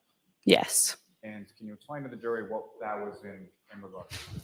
Her older brother, Ryan, was coming to pick us up to take us home. So she went out to talk to him. Prior to him arriving, she said something to me along the lines of Ryan's coming to get us, which Jen McCabe said. Sustain. Question. And so in relation to when folks arrived back from wherever they were coming from to 34 Fairview, when was this that you had this conversation with Julie about her brother coming from you guys out? Around 12:30, give or take. And at some point, did Julie go outside of the house? Yes. And did you have any occasion to look outside at any point when she was out there? No. And about how long period of time was Julie outside the house? No longer than 5 minutes. And after that, her going outside no longer than 5 minutes and coming back inside, were there other arrangements that were made as far as how you and Julie were going to get home that night? Yes. And what were those arrangements as far as what was your understanding of how you were getting home that night? Jen McCabe and Matt McCabe would drive us home. Now,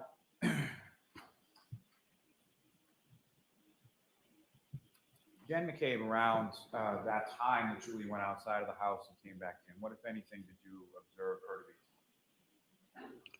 Her phone was plugged in behind me, charging. She was checking it periodically. And again, if you could remind the jury sort of what was it that was behind you as far as where was it? So where I was sitting behind me was a wall.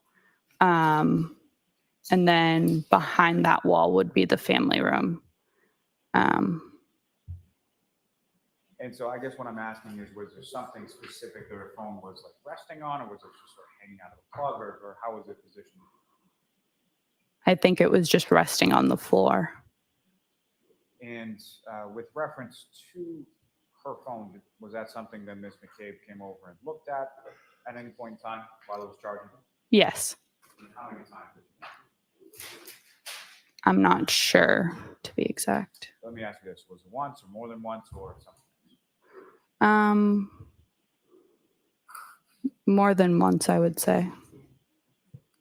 And without any reference to anything that was said, was there some conversation that you had with Ms. McCabe during the times that she would come over and check or look at the phone? Myself, no. In general, I remember her saying someone was coming.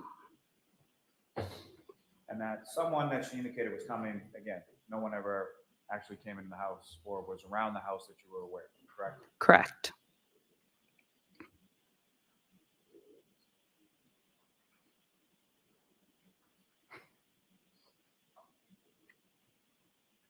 And so about what time was it that you left the home on Fairview on that particular evening? Between 1:30 and 2 a.m. And you left with your friend, Ms. Nagel, as well as Mr. and Mrs. McCabe, correct? Correct. And do you recall what kind of vehicle they had or what they were driving on that evening? Some sort of like large Subaru type. I don't know the exact make or brand, but a large, all I could say was like a Subaru, not a Subaru, not a Suburban. I don't know cars. Like a Tahoe, like a big car. So like a bigger SUV, correct? Yes. And within the SUV that you eventually got into and took a ride home, correct? Yes. And if you recall, from within the SUV that you got into, was there, as far as the back seat was concerned, was it 2 rows, 3 rows, or something else? It was 3 rows. And where was that vehicle parked when you came out to get into? In the driveway. And when you came out to go from the house to the car, what, if anything, did you observe as far as what was the weather doing at that point? It was snowing. And as far as the snow that had come, was there any sort of accumulation on the ground that you saw? Yes. And so based on that, what, if anything, do you recall about sort of your walk from the front door to the McCabe's vehicle in the driveway? So we exited the front door and went down the front walkway to the driveway. As I said, it was snowing. Julie and I were like arms linked, and I was looking down at my feet to make sure I didn't slip. And why were you looking down at your feet? I wore shoes that my mother told me not to wear because they didn't have traction, but they went with my outfit, so I wore them anyways. And I knew if I had slipped and fell, she would say, "I told you so." So I made sure not to do that. And when you get to the vehicle, do you recall sort of who was driving and who sort of sat where within the vehicle? Yes. So Matt was driving. Jennifer was in the passenger seat. Julie was behind Matt on the driver's side, and then I was behind Jen. And when you get into the back of the vehicle, do you recall, was there any sort of conversation about, did either Mr. or Mrs. McCabe know where the two of you lived at that point? No? They did not. So I imagine there was some discussion as far as where to, or what was the address or something like that. Yes, correct. you recall if that was something that was like plugged into GPS, or were you just sort of giving verbal instructions about where to go? I don't remember. And do you recall, as far as the order of who got dropped off first versus yourself and Ms. Nagel, Yes, and who got dropped off? Julie. And about how far a drive is it from the address on Fairview to Julie's house? Less than 5 minutes. And same as far as, so from Julie's house, you then went to your house, is that correct? Yeah, about 5 minutes, I would say, from Julie's to mine. So 5 minutes or so from Fairview to Julie's, and 5 minutes or so from Julie's to yours. Correct. Now, when you get in the back of the vehicle, do you recall any other sort of discussion while you were in the driveway before you left? So, yes, we got in to the car. Matt forgot his jacket inside, so he went back to get his jacket. And Julie and I were in the back seat looking around. One of us noticed, I remember, a loaf of bread, just a lone loaf of bread in the back seat. We said something to Jen because we thought it was weird. And she said something along the lines of, "Oh, anyone want a peanut butter and jelly on the way?" Like making a joke. So we were looking back at the third row. And so Ms. McCabe is in the front seat of the vehicle at this point.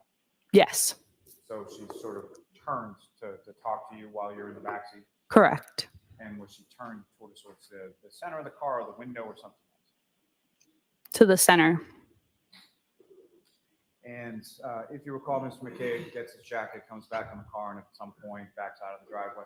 Correct. And when Mr. McCabe drives from there headed towards Ms. Nagel's house, do you recall which direction that the vehicle was facing as far as going by the house on Fairview? So, Let me ask it probably in a better way. okay. So at some point, did you drive past the 34 Fairview Road residence on the way to Julie's house? Yes. And when you did so, which side of the McCabe's vehicle was facing the Fairview Road residence? Was it the side that you're on or the side that Julie's on? The side I was on. And at the time that you were driving past that, was there a conversation still that was going on in the backseat of the car or with anybody else in the car? Yes. And who was sort of engaged in conversation with that? Myself and Julie. And so you're looking at her direction while you're talking to her, is that correct? Correct. And as you're driving past the house, what, if anything, does Julie say? Objection. Ask it differently, Mr. Riley. As you're driving past the house, what, if any, conversation were you having with that? Objection. All right, so I'm going to see Counselor Tybar on this one issue. Jurors, feel free to stand up.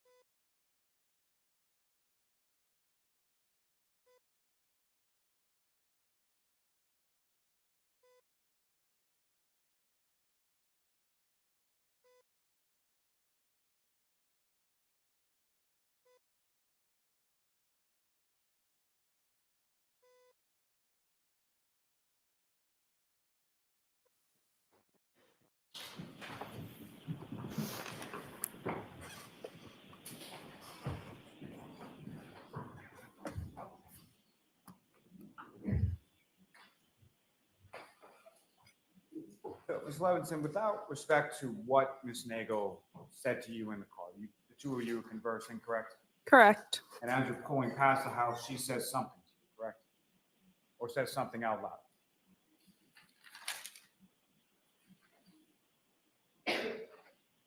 Not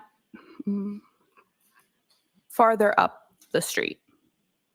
And so when you're talking about farther up the street, where was the vehicle in relation to the house at 34 Fairview when she says something? The house was behind us. And so based on what she had said, where does your attention go?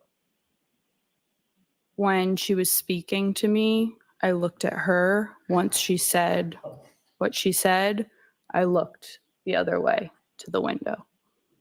And at the time that you looked to the window, what was sort of outside the window in reference to 34 Fairview? Was any part of the residence still, or the lawn or anything else visible to you at that time? No, And so was a neighboring house, is that fair to say? one of the neighboring houses, yes. So whether it was the next door neighbor or a couple houses down, it was past that point, correct? Correct. And was there any further discussion that you recall in the backseat of the vehicle between yourself and Julie in relation to that earlier statement? I asked for clarification. Did you receive any further clarification? No.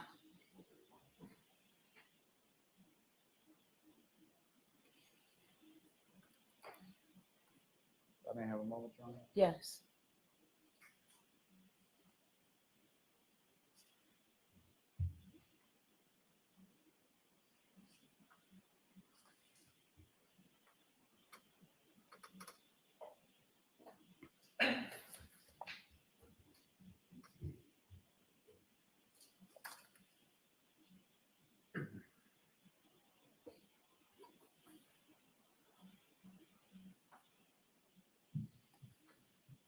Nothing further for this witness, Your Honor. All right, so this is a good place for us to take our morning recess. See folks in about 15, 20 minutes. All right, so the court, please. Jurors, close your notebooks and follow me. You are muted. Thank you.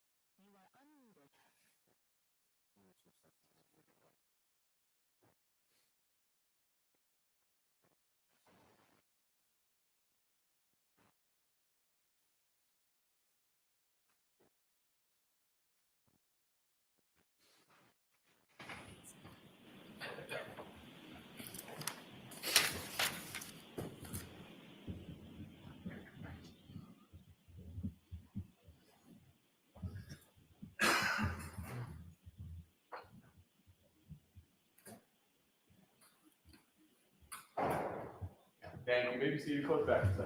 All right, let's bring Ms. Levinson in, please. All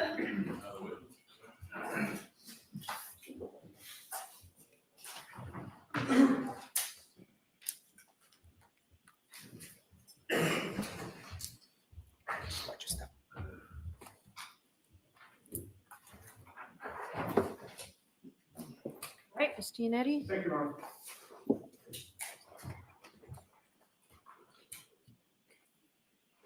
Good morning, ma'am. Good morning. You have lived in Canton your whole life? Correct.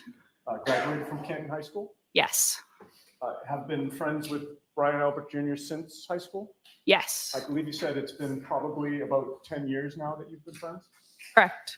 And the two of you actually went to the junior prom together, correct? Correct. You consider him a close friend. Correct. You've been to his house many times. Yes. You've gone inside the home and you've spent time in the backyard as well. Yes.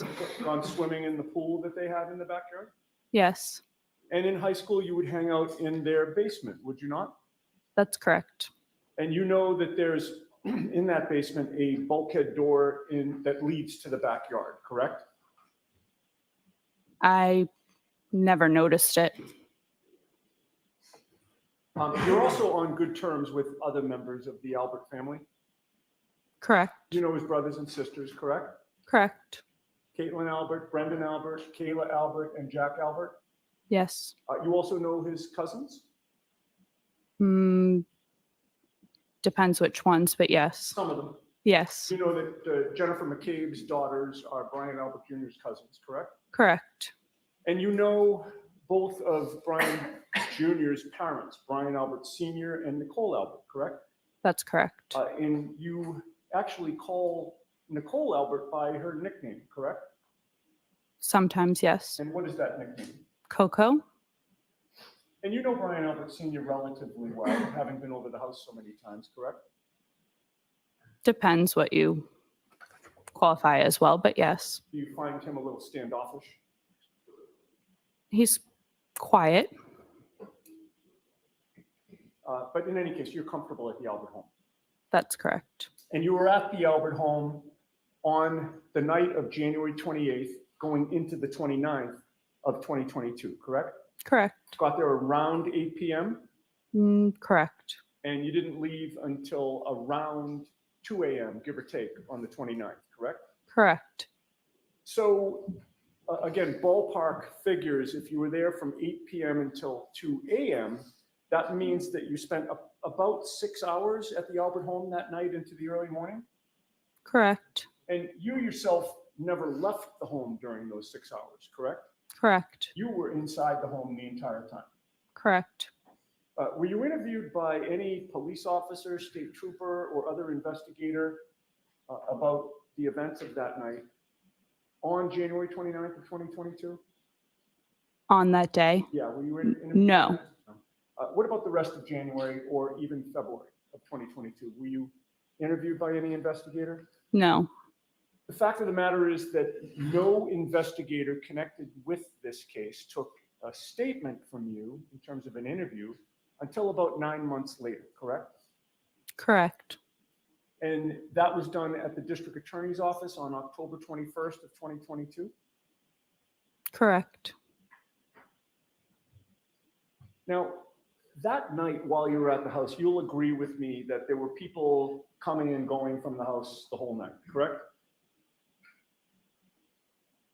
I mean, you would have to be more specific. Okay, so I'm not talking about like every minute on the minute, Mhm. but during those 6 hours, you saw people come and you saw people leave, correct? Yes. But you were not standing guard at the door to take note of everyone who was entering or leaving, or the times that they were entering or leaving, correct? Correct.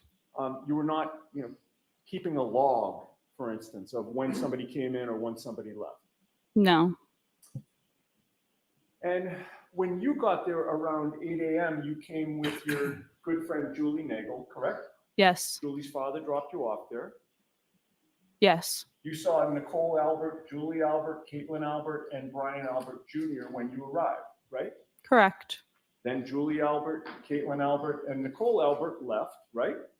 Yes. But then 4 other friends of Brian Jr. arrived, right?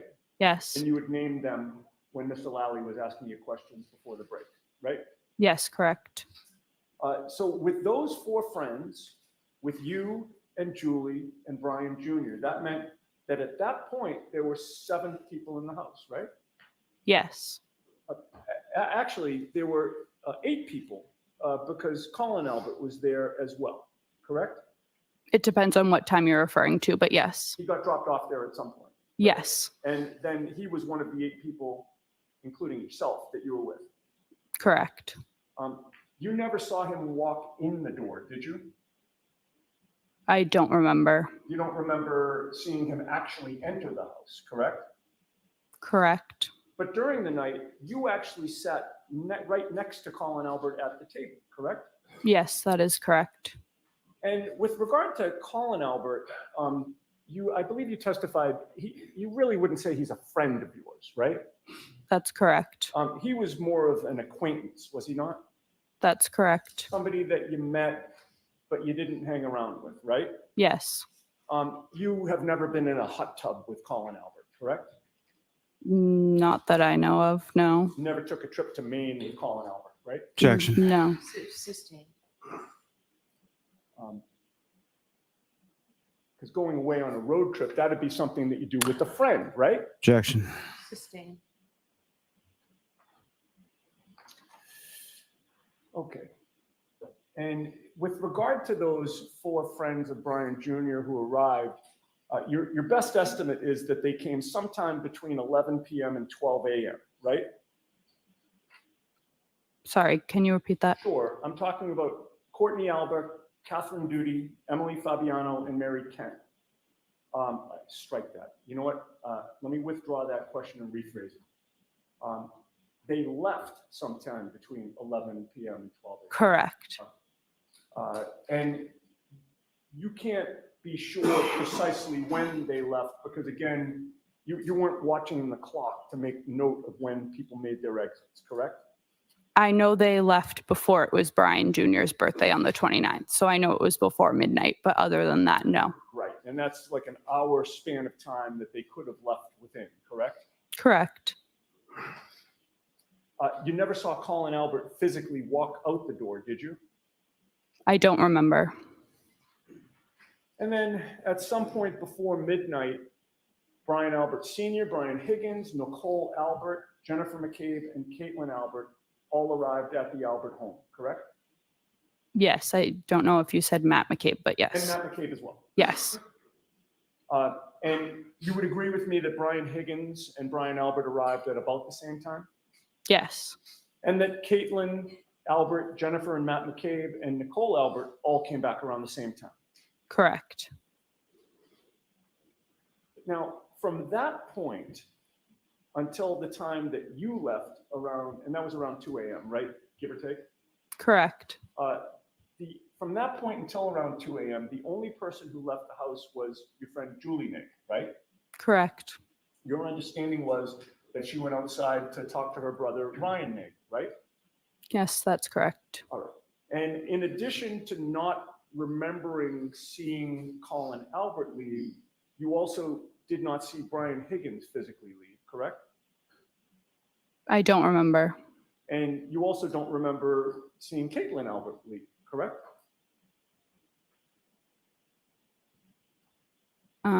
No, I don't remember. You would agree with me that throughout the night while you were at the house, Caitlin Albert was playing music on her phone?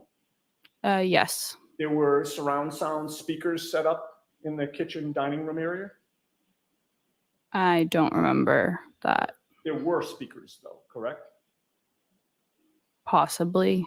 So I don't remember. your memory is not that Caitlin Albert had a song or songs playing on her small iPhone, was it? No, it was on a speaker. I'm just not sure if it was surround sound or a Bluetooth speaker like it was previously in the night. All right, fair enough. People were singing and dancing, right? Correct. Pretty much everybody was singing, correct? Correct. People were talking. Correct. Everybody appeared to be in a good mood and having a good time. Yes. And with the music, the singing, the dancing, the talking, the drinking, there was a lot of activity going on in the kitchen dining room area, correct? Yes. There was plenty of, to pay attention to with regard to the people that were in that area, right? Yes. Brian Jr. was in the kitchen essentially the whole night. Yes. Jennifer McCabe was charging her phone on the kitchen island at one point.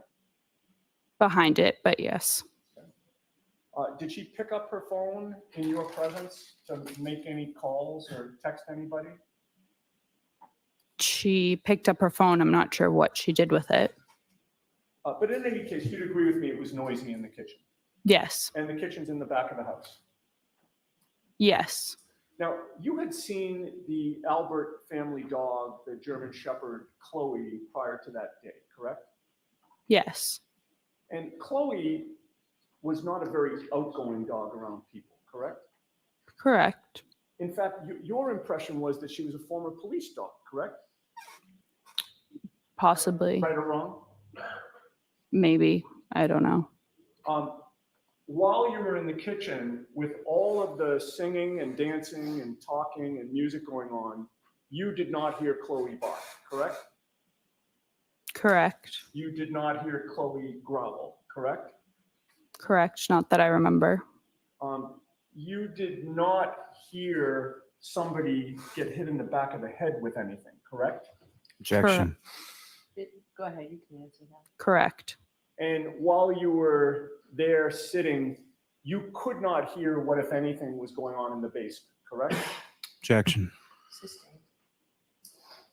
Okay. You were catching a ride home with the McCabe's ultimately, correct? Correct. At that time, you believed that you, Julie Nagel, Jennifer McCabe, and Matt McCabe were the last to leave 34 Fairview? Correct. So at that time, you believed that Brian Higgins and Caitlin Albert had left before you, correct? I believe so. But you didn't see Brian Higgins or Caitlin Albert physically walk out the door. At least you have no memory of that, correct? Correct. And when you left, you didn't check every room in the house to see who was still there, correct? Correct. You never went down to the basement that night. That's correct. And when you left 34 Fairview, the snow was starting to stick to the ground at around 2 a.m., That's correct. but there weren't mounds of snow or snowbanks that had formed, correct? Correct. And when you left the home, you could still see part of the red brick of the walkway that leads to the driveway, correct? Correct. And when you got to the driveway, you could still see part of the color of the pavement, correct? Yes, that's correct. And you could still see some grass on the front lawn at 2 a.m., right? I don't remember, but If I may have a moment. Yes.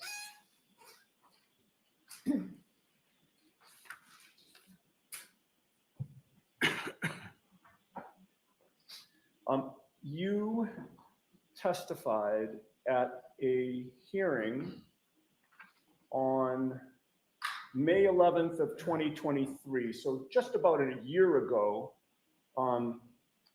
in Boston, correct?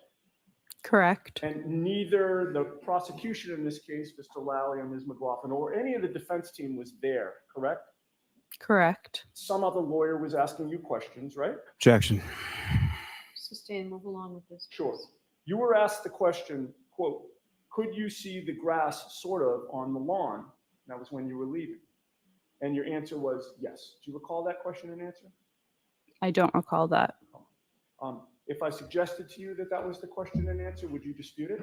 Objection. Sustain. Is your memory exhausted as to whether there was that question of you and that answer given? Can you rephrase that? Sure. Do you not remember whether you were asked that question that I just read and the answer that you just gave? I don't remember. Okay. If you saw that transcript, would that refresh your memory? Possibly. Page 187, Counsel. May I, Coach? Was there an objection? No? Yes, you did. Thank you. Actually, I'm sorry, I just handed it to you and then took it away. I'm sorry about that. Lines 10 and 11, I would direct your attention. And just read it silently to yourself, please, and look up at me when you're done.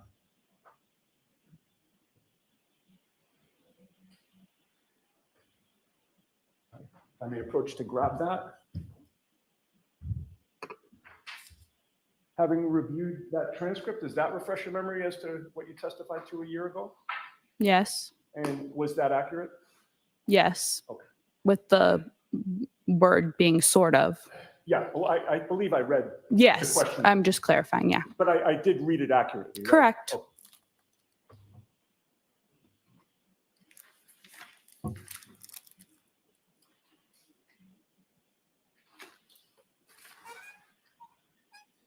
Okay. Where was the McCabe's car parked? In the driveway. What other cars did you see in the driveway at that time? I believe the by Albert family, I mean the ones that owned that house. The parents. Yes, correct. Their cars. Do you know how many? 2. And Possibly. where were those 2 cars parked? Were there strike that? Were there 2 lanes in the driveway where cars could park? Yes. And which lane, to the left or the right, were the Albert cars? Or maybe they were in both. I believe both. Both. Closest to the garage. Okay, so they were pulled up closest to the entrance of the garage. Correct. In tandem, right next to each other. Correct. All right. And where was the McCabe's car behind? Which car? If you're looking at the house, the lane to the left, I believe. Okay. Now, when you first walked out of the Albert home, you'd agree with me that Yes. there were no obstructions blocking your view of that front lawn, No. and there were lights on next to the Albert home front lawn, correct? Correct. And there was also a lamppost where the front walkway is, correct? Correct. And between the 2 garage doors, there's also a spotlight, is there not? Correct. And you would testify that snow had started to accumulate, right? Correct. And against that white snow, did you see a black baseball cap? No. Did you see a black sneaker? No. Did you see a 6'2", 220-pound man sprawled out right in front of you on that lawn? No. Did you see 45 pieces of red plastic? No. 1 piece of red plastic? No. So you saw nothing unusual on that front lawn as you walked out of that house, correct? That's correct. As Jennifer McCabe, Matthew McCabe, and Julie Nagel were walking toward the McCabe car, none of them pointed to the front lawn to direct your attention to anything, correct? That's correct. In fact, you would testify that Matt McCabe forgot something and had to go back in the house, correct? Correct. Which means he actually came out of the house twice that night, correct? Correct. And the second time he came out, he still would have been facing that front lawn, correct? Correct. And the second time that Matt McCabe came out, he didn't point at anything in the front lawn, correct? That's correct. And then the 4 of you were in the McCabe car, right? Yes. Matt McCabe was driving. Yes. Jennifer McCabe was in the front passenger seat next to him. Yes. Julie Nagel was seated behind the driver, behind Matt McCabe, right? Yes. And you were seated in the second row passenger seat to the right, Yes. behind where Jennifer McCabe was sitting. Yes. And the car backed out of the driveway, correct? Yep. And the rear of the car was then facing towards Cedar Crest. Correct. And the front of the car, where you were going to drive toward, would be toward Chapman Street, correct? That's correct. Which would have put you driving right past the Albert property line, correct? Yes, correct. And you were closer to that property line than Julie Nagel was, correct? That's correct. As you drove past? Yes. And as you drove past that front lawn, you saw nothing out of the ordinary, right? I wasn't looking, but yes. Okay. And we had previously talked about the fact that you were first interviewed by investigators on October 21st of 2022, right? Correct. And the investigator that spoke to you about 9 months after January 29th of 2022, you will agree with me, was Michael Proctor, correct? That's correct. And almost a year after that, you were visited by 2 female members of the defense team, were you not? Objection. My home was. Okay. Do you recognize Ms. Little seated at council table as being one of those 2 females?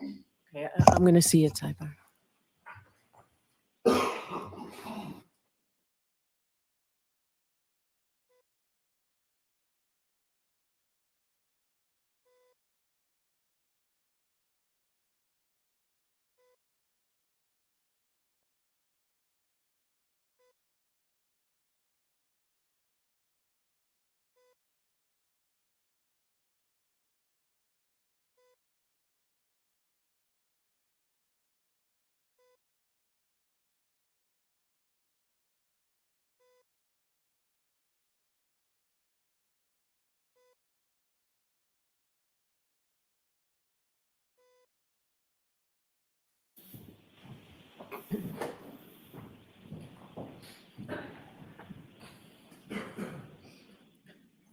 Is it fair to say, Ms. Levinson, that you decided not to speak to anybody from the defense team? That is correct. And you hadn't before you and I just started this discussion, correct? That is correct.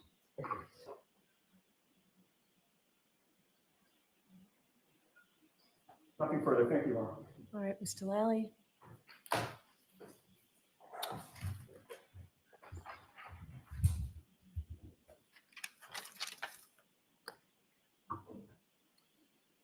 Ms. Levinson, with regard to the basement at 34 Fairview, when was the last time that you were in the basement area of the home? Early college. So 2017, maybe. That period of time that you were talking about where Ms. McCabe had her phone on the charger and was coming over to check on it, do you recall whether or not Colin Albert was still in the house at that point? I don't believe so. You don't believe he was, is that correct? That is correct. Now, you come out of the house, you were asking questions about the lawn. The portion of the front lawn that you are talking about, as far as you observed, where is that in relation to the driveway? To the, well, if you're, Let me ask you a different way. So as far as okay. with respect to the front lawn area of the home, what part of the lawn did you make any observations of, or did you look at or see it when you were walking from the doorway to the vehicle? When I walked out of the front door, I went down the steps of the stoop and I looked in front of me, like down, not straight. So it would be the grass that borders the front walkway.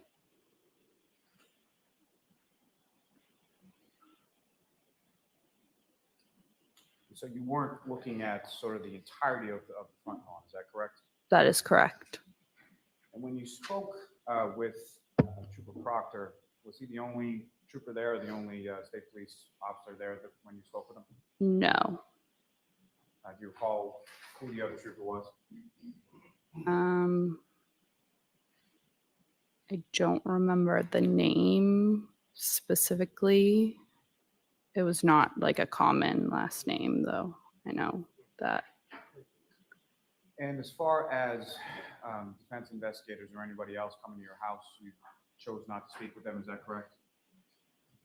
Correct. I was not home when what Mr. Ionetti was talking about. My parents were home, but out of respect, I contacted the defense to tell them the next day, I believe, that I had nothing to have a conversation with them about. Why not? I know that legally I didn't have to, and I didn't have anything to say.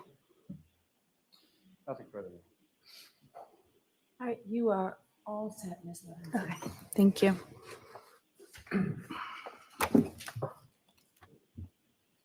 Your next witness, Mr. Lally. Yes, Your Honor. The Commonwealth call Ms. Julie Nagel to the stand.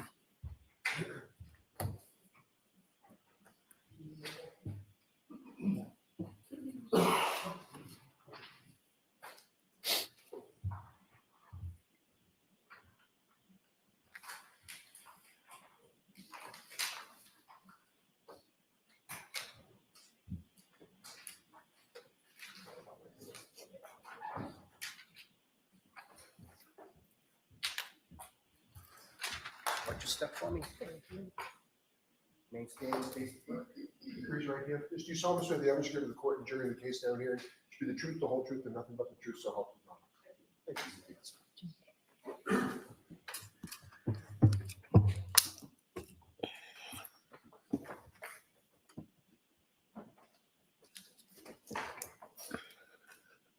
Whenever you're ready, Mr. Lally. Thank you, Your Honor. Good morning, ma'am. How you doing? Could you please state your name and spell your last name? Yep, it's Juliana Nagel, Nagel, And where do you live, ma'am? Canton, Mass. And how long have you lived in Canton? My whole life. And who, if anyone, do you live in Canton? I live with my parents and my brothers, but mostly now just my parents. And how many brothers do you have? I have 2 older brothers. And what are their names and how much older than you are they? My oldest brother, Ryan, is 31. And then my other brother, Sam, is 27. And do you work, ma'am? I do. I work for a car rental agency, How long have you been doing a little over a year and a half.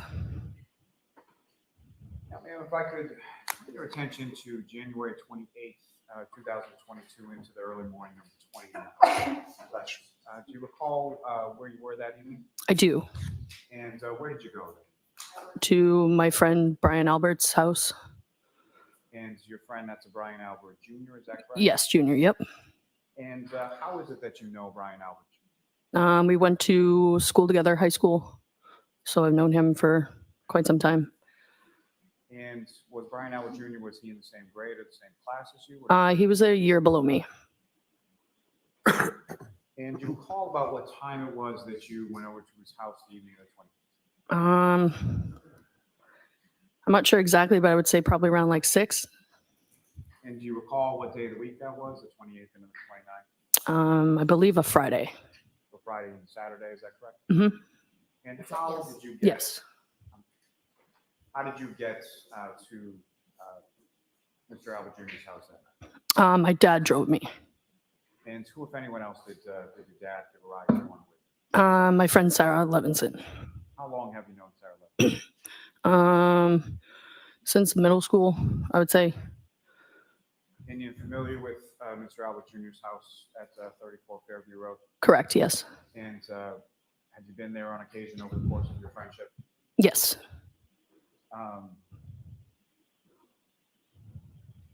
Now, what was, as far as your understanding, what was sort of the plan for that evening? Just hang out, have some drinks for my friend Brian's birthday. Just together and hang out. And when you arrived there, who, if anyone, in addition to yourself, Ms. Levinson, and Brian Albert Jr. were present at the home at that time? From what I can recall, I just remember Brian Jr. Yep.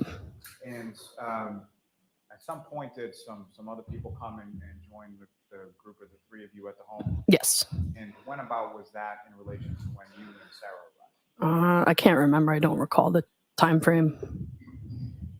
Sometime after though? Yes, yep. Was it that came to join the group at some point? It was me, Brian Jr., Sarah Levinson, Catherine Duty, Emily Fabiano, Mary Kent, Courtney Elba, Colin Albert, and then that's what I can remember from then in the early part of the night. And so with respect to Ms. Fabiano, Ms. Kent, Ms. Alba, and was Ms. Duty as well, is that correct? Correct. How did you know them? Through Brian Jr. Yep. Are they in the same grade or class as you and Ms. Levinson? In Brian's class. Class below you? Correct. Yep. And so fair to say that you were closer friends with Brian Albert Jr. and Ms. Levinson than the other 4 girls that came? Correct. Yes. You mentioned, as far as those 4 individuals, Ms. Fabiano, Ms. Kent, Ms. Duty, and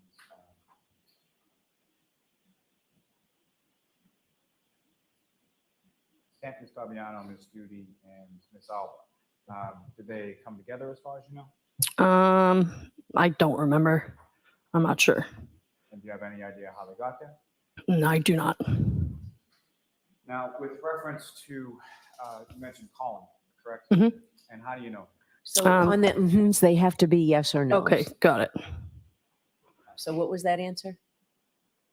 Do you mind repeating the question? Let me Thank just you. ask the question. So with reference to Colin Albert, did you know Colin Albert prior to that evening as well? Yes, And how did you know Colin? through Brian Jr. And what, if anything, did you know about the relationship between Colin Albert and Brian Albert? They're cousins.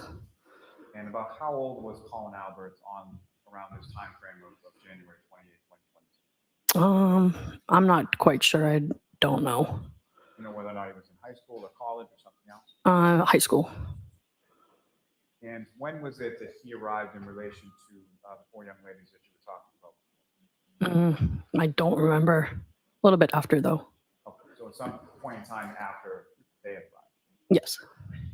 And they had arrived after you, is that correct? Correct. Yep. And over the course of the evening within the Albert house, where is it sort of within the home that you and sort of the group were congregating? We were mostly in the dining room area with the kitchen. It's like an open floor plan a little bit. And do you recall what specifically, or just generally speaking, what you were doing while you were hanging out and celebrating Brian Jr.'s birthday? We got some food ordered from Deanie. Just hanging out, drinking. That was it. Do you recall any music playing or anything like that? Yes. And how was that sort of set up, or what was it? Yeah, I can mostly remember it being set up from the overhead speakers in the kitchen, like in the ceiling. And was that being played through somebody else's like phone or device or something like that? Yes. And do you recall who was sort of in control or who was controlling the music?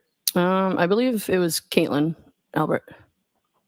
And so prior to, at this point in time that you're talking about, Mhm. sort of the initial was Caitlin there at that point? Yes, she was. I'm sorry, during the point in time when it was yourself and Ms. Levinson, the other 4 young women that you were talking about, and Colin Albert, was Caitlin Albert there at that point, if you recall? Not at that point, no.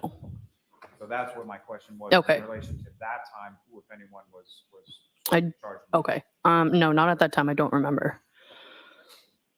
Now, with respect to,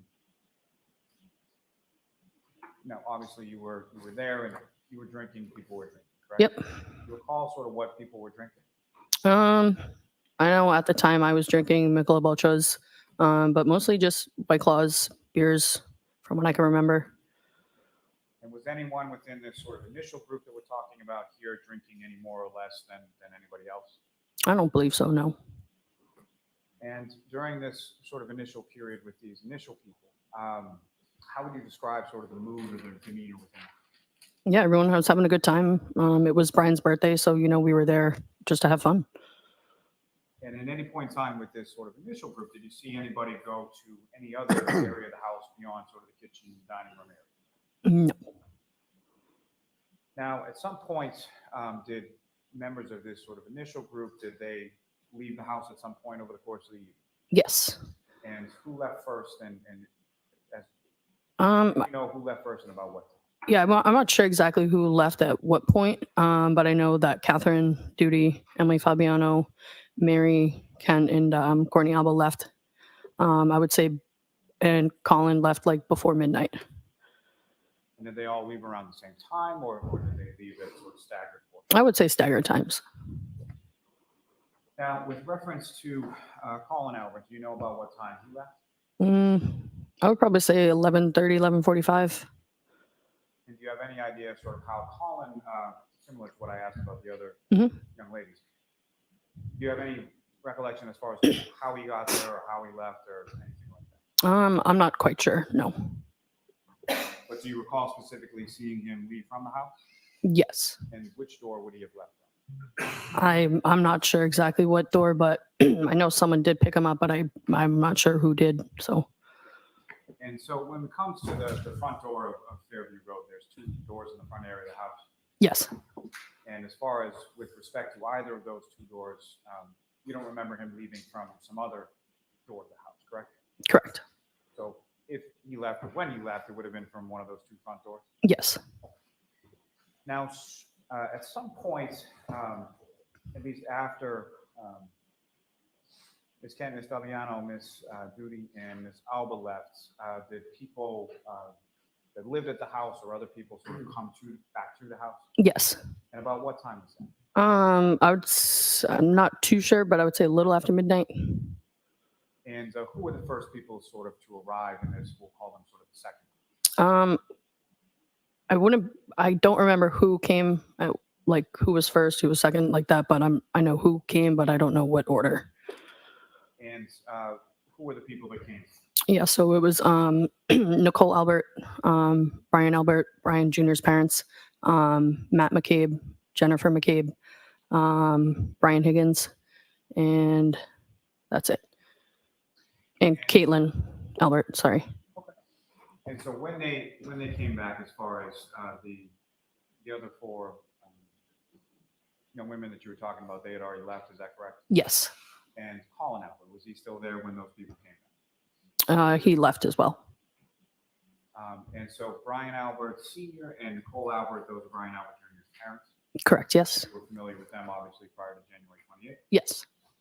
And you mentioned Jennifer and Matthew McCabe, is that correct? Yes. And were you familiar with them prior to January 28th? Yes. And how are you familiar with them? I'm through Brian Jr., just hanging out with them a few times, so just know them through the family.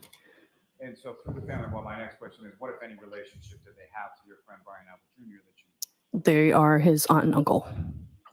And then with respect to Brian Higgins, is that someone that you knew prior to January 20th? I did not know. So you met him the first time that night at the Fairview home. Correct, yes. And when they came into the house, this sort of second group, where was it that they went and sort of congregated around the house? Yeah, we all were still in the same room in the family, the floor plan, which is the kitchen and the dining room area. Yeah. And at any point in time, well, let me ask you this, they come sometime shortly around or after midnight, is that fair to say? Yes. And about how long after they arrived, or about what time was it that you left the house for the evening? I'm sorry, could you repeat the question? At some point you went home that night? Yes. What time was it? I would say give or take like 1:45. And so between the time that they came back to the house around 12:15 or so, between that and 1:45, how would you describe sort of the mood and the demeanor in the house at that point? It was still all the same. Everyone was having fun, hanging out. Music still playing, people drinking, having a good time? Yes. And over the course of this time, as far as the group that you talked about that was in the kitchen and dining room area, did you see any of those people go anywhere else in the house? I mean, to the bathroom, but I know at one point Mr. Albert, Brian's Jr.'s dad, took upstairs to let the dog out back, but he just opened the back door and watched him from the door and brought him right back upstairs. So that was the only time he like went upstairs, but. And as far as the kitchen dining room area, do you recall sort of how people were situated around that area during the time that the second group was there? Yeah, we were all sitting in like the kitchen table. It's like a square table, so we're all just hanging out around there. Some at like the island in the kitchen, but mostly all just there together. Do you recall specifically, I know we're talking over 2 years ago, do you recall specifically where people were within that area around the table? I don't know. Do you recall where you were? I was sitting like in the corner, so I could see like the island, the kitchen table, like the front door and like the windows, I guess. Yeah. Where you were seated around the table, could you see the front door? Yes. And so beyond the people that you'd already talked about being in that kitchen dining room area in that second group, did anybody else come into the house that night while you were there? No. And at the time on January 28, 2022, were you familiar with either a person named John O'Keefe or a person named Karen Reed? No. And at any point in time, not knowing them, did you see anybody else come into the house while you were there between that 12 to 12:15 and 1:45 minutes? No one else came in. No. Now, do you recall who was sort of around you where you were at the table? Immediately around you as well. I would say Jennifer McCabe, Sarah Levinson, Caitlin. I can remember like sitting at the table like with me. Yeah. Now, at some point in the evening, let me ask you this: what if any sort of plans did you have as far as how you were getting home? Yeah, I did text my brother to see if he could pick me up on his way home with his friend, on their way home to come pick me up, which they did. Which of your two brothers was that? My brother Ryan. So you texted Ryan to see if he could come pick you up? Yep. And did you have to give him like an address or anything like that, or how did you explain to him where you were? I just said I was at Brian Jr.'s house, if he could pick me up. Was that somewhere that your brother had picked you up from on prior occasions? Yes. And about what time, if you know, did you send that text to your brother about getting picked up? I'd probably say a little after, probably like 15 minutes after midnight. Yep. And as far as the other people in that second group that you were talking about, did you reach out to Ryan to get picked up, or those other people there? Yes. And you indicated that your brother then came to the house at some point? Yes, he did. And about how long after you texted him did he arrive? If you I'm not quite sure. And when he arrived, did he come into the house, or did he reach out to you in any way to let him know? He just texted. Oh, sorry. No, I'm sorry. Did he reach out to you at any point to let you know that he was? Yes, he did text me saying that he was outside. And upon receiving that text, where did you go? I went out through the front door. Now, before you went out through the front door, what, if any, conversation, well, let me strike that as far as conversation, but who, if anyone, did you speak to about the fact that your brother was outside of the house? Yeah, I just mentioned saying my brother's outside. I do remember someone or a few, I want to hear the answer first. just a few people saying, oh, just have your brother come in. So I went outside, and it was my brother in the passenger seat, his friend Ricky, and then his ex-girlfriend Heather. I asked them if they wanted to come in. They said no. I'm going to let that stand, but next question. So you go outside to where your brother is, right? Yes, And do you recall which of the two front doors you used to go outside? I used the front door. Front door is the one with the brick steps, is that correct? Correct, yes. You come down the brick steps, go down the walkway. Do you recall how you came down to where your brother was? I walked down the steps through the little path, and then down the driveway, and they were parked right in front of the driveway. So they were parked right at the end of the driveway? Yes. And what kind of vehicle was this that you came up to? It was Ricky's pickup truck, a Ford F-150. And you mentioned that there were 3 people in the truck, is that correct? Yes. Where were they seated within the truck when you got? Ricky was driving his truck. Ryan was in the passenger seat, and then Heather was in the back seat. You mentioned that Heather is Ryan's ex-girlfriend, is that correct? Correct. Were they dating at this time? At that time, yes. Now, with regard to Ricky is someone who's a close friend of your brother, is that correct? Yes. You know him pretty well? Yep. And so you get to the truck, do you recall how it was that you were speaking to your brother Ryan? Was it sort of through an open window? Did you open the door? Or how were you communicating? He rolled down his window. And when you came out to the truck at the end of the driveway, what, if any, other vehicles did you see in the area of the house on Fairview? Well, before when I went outside, I did notice another vehicle before my brother pulled up. So you had gone outside before your brother had, or Ricky had fully sort of parked the truck? No, he was like fully outside already, and then I went out, and it was just Ricky's truck. And so at some point later, there was another vehicle that came up? Prior. Prior. Correct. And can you describe that vehicle for the jury? Sort of what did it look like? What kind of vehicle was it? Yeah, it was a black SUV. And had you ever seen that vehicle before? No. And you go up to the truck and you're talking to your brother, is that correct? Yes. Now, with regard to about how long a period of time were you talking with your brother next to the truck? I would say maybe 3 minutes max, not even. And did you invite your brother and his friends inside the house? Yes.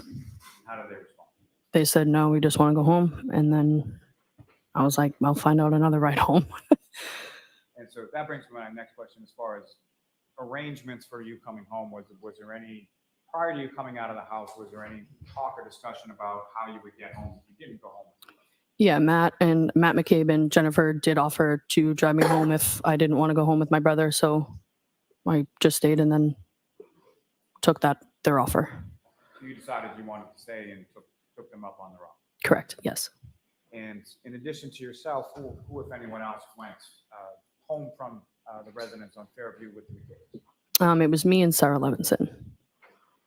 Now, if I could bring you back to that period of time when you're outside, the vehicle that you were talking about, where is that in relation to the pickup truck that Ricky's driving? Well, it was like the SUV wasn't there when my brother was there.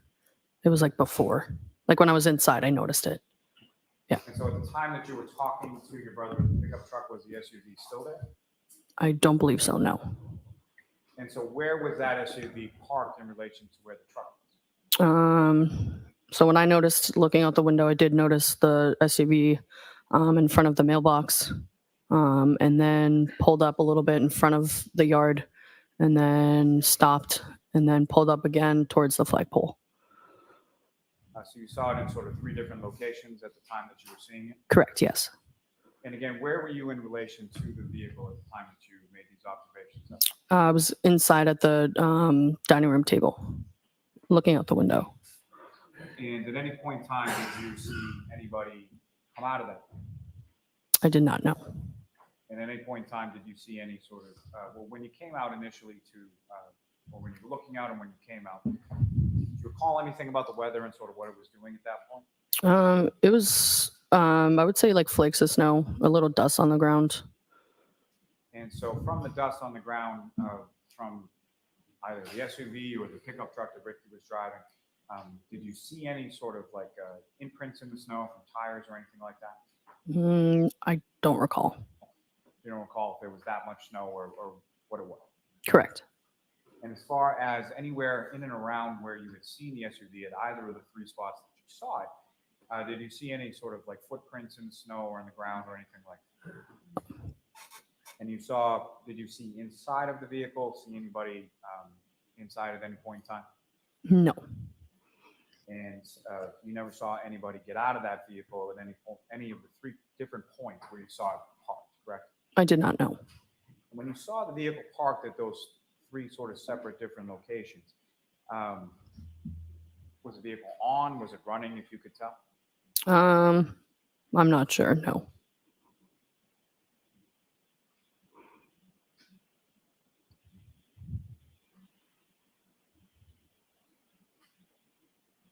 May I approach? Yes.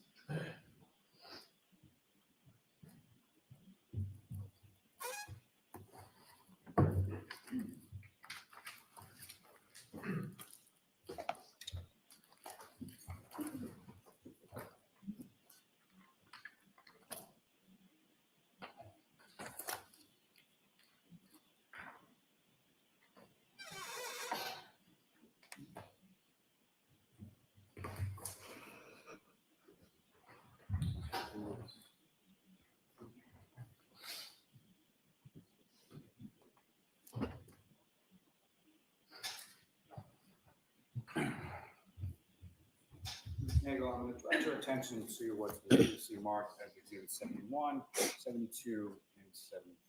Okay. Right now, I'm just going to ask you to take a look at those and look up when you're finished. And at some point, I may ask you to use this, which is the laser pointer, press on that button and point it up at the screen. Okay? Okay. So first, if you could just look at 71, 72, and 73.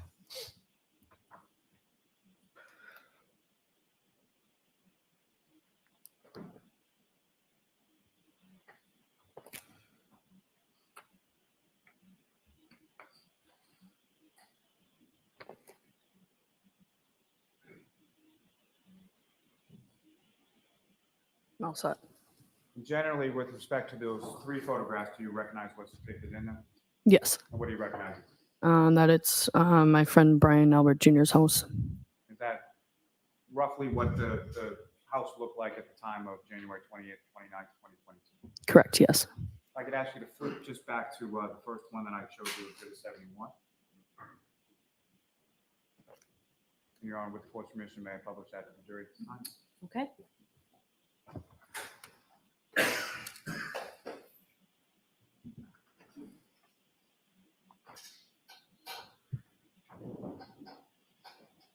And so, Ms. Nagel, directing your attention up to the screen above you, I'm sorry, to your right. This is what you have before you as Exhibit 71, is that correct? Yes. If you could, using the laser pointer that's on the desk in front of you, if you could direct the jury's attention to the door that you were talking about that you came out in order to come down and talk to your brother. Yes. That one right there. Now, with respect to Ricky's truck, when you came out to speak with your brother Ryan, where was the truck parked? The truck was parked right here. And with respect to that vehicle, the black SUV, where that vehicle was initially when you saw it, is that visible in this photograph? Yes. And if you could direct the jury's attention where that.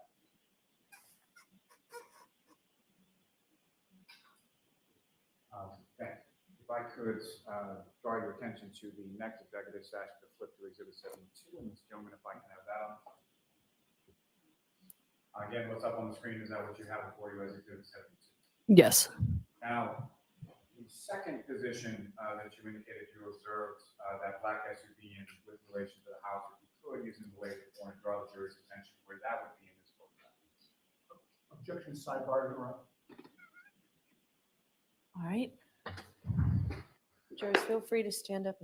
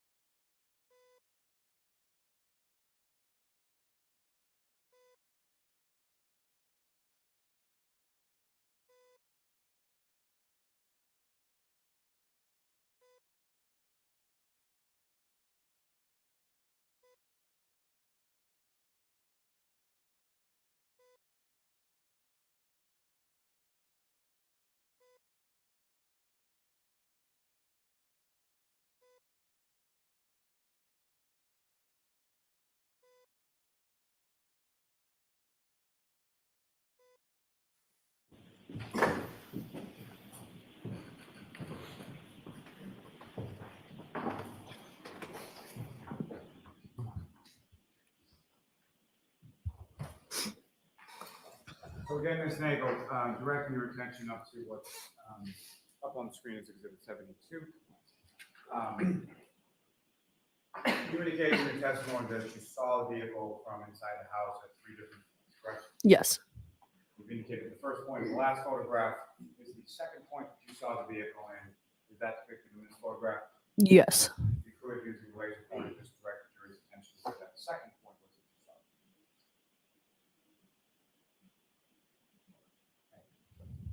If I could ask you just to flip to the next exhibit, number 73.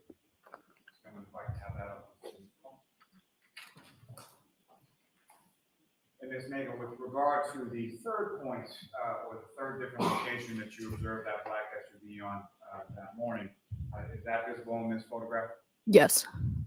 And again, using the laser pointer, if you could direct the jury's attention where you observed it at the third point that you observed the black SUV. Thank you. That's all with this, Ms. Gilman, you can take that. Thank you.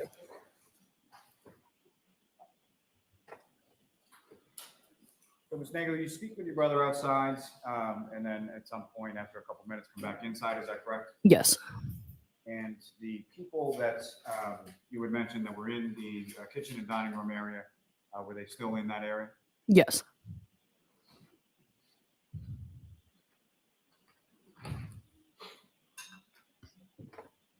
And at some point over the course of the evening, things eventually start to wind down and people are leaving the house, is that correct? Yes.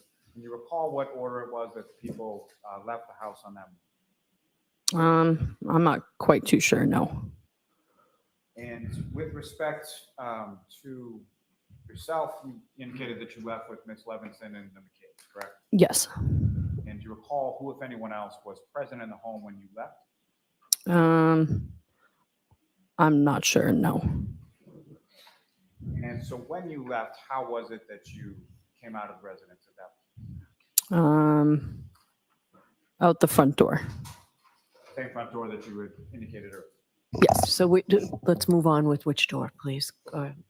You come out from that door. Where was it that you went? Went into Matt and Jennifer's car. Do you recall anything about the car, what type of car it was, or? It was an SUV, but I don't know what kind it was. And where was that vehicle parked when you went over to it? I was in the driveway.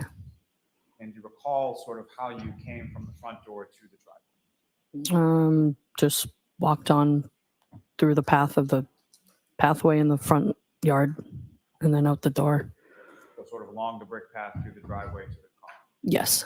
Recall when you got in the car where it was you were seated or where anyone else was seated in the car? Yeah, it was Matt driving, Jennifer in the front, and then me behind Matt, and then Sarah next to me in the back behind Jen. Now, after you get in the car, about how long was it before the car backs out of the driveway? I'm not quite too sure. And what, if any, conversations do you recall as far as going on during that period of time prior to the car backing out and going? I don't know. I don't remember. Now, when the vehicle leaves from the house, at some point it's going by the house, correct? Yes. Do you recall which side of the McCabe's vehicle was facing towards the house? And by that, I mean, was it the side you were sitting on or the side that Ms. Levinson was sitting on? The side that Sarah was sitting on. And that would have been the passenger side, is that correct? Yes. And at the time that the vehicle was driving by the house, what is it that you were doing at that time? We were having a conversation. So Jen was kind of facing towards the back, towards me and Sarah. We were talking about making PB and jelly sandwiches because there was some peanut butter and jelly and bread in the car. So talking about that.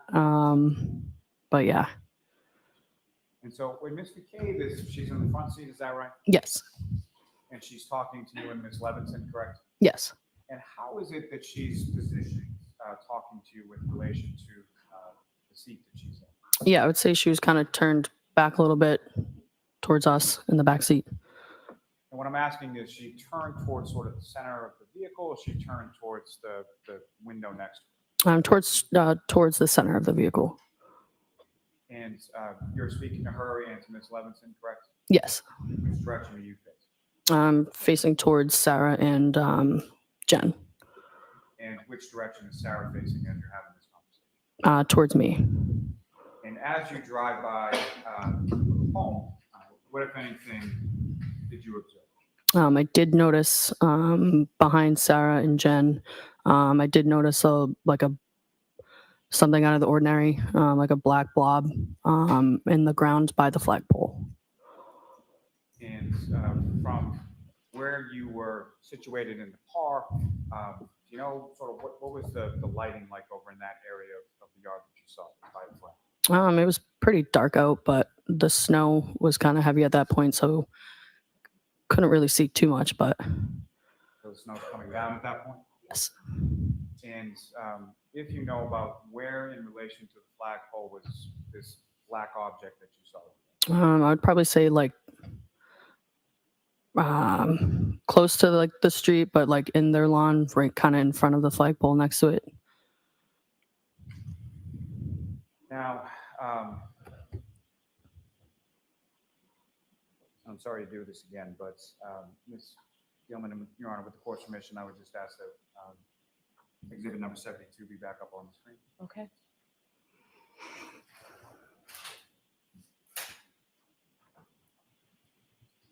I'm sorry, I should actually. Now, Ms. Nagel, if I could ask, the area where you saw this black object, can you see that area depicted in this photograph? Yes. If you could, using the laser pointer, direct the jury's attention to where, as specific as you can be, where you observed it.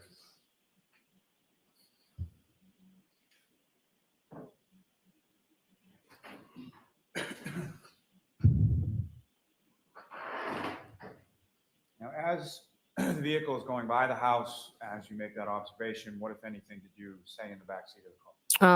I did say out loud. I was like, I think I might have saw something. I'm not kind of sure what it was, but I was also intoxicated drinking, so didn't really know what I saw. But Sarah was like, "What, Julie?" And I was like, "I don't know what it was," and then that was kind of really it. And that was sort of the end of the conversation in reference to that. Is that correct? Correct. Yes. I may have a moment, Your Honor.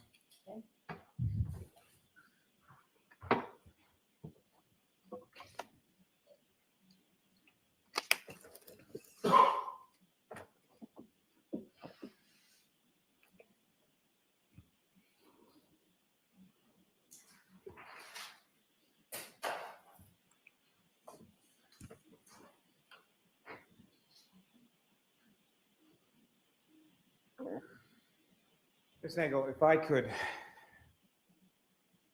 just ask you one more question. With regard to the object that you saw in that area, the flagpole, can you describe how big an object it was that you saw?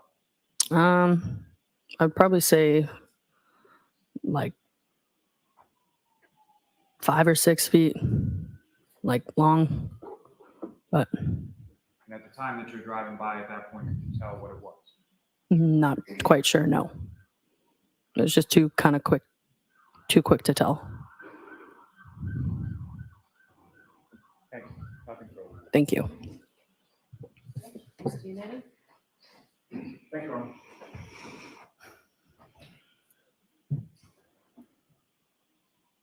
Good afternoon, Ms. Nagel. Good afternoon. On January 28th of 2022, you got to 34 Fairview Road at about 6 or 7 p.m. Correct. And you didn't leave until 1:30 or 2 a.m., correct? 1:45 around there. Yeah. Okay.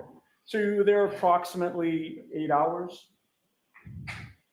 I'm not really sure about the math, but I guess so. A lot of hours. Yep.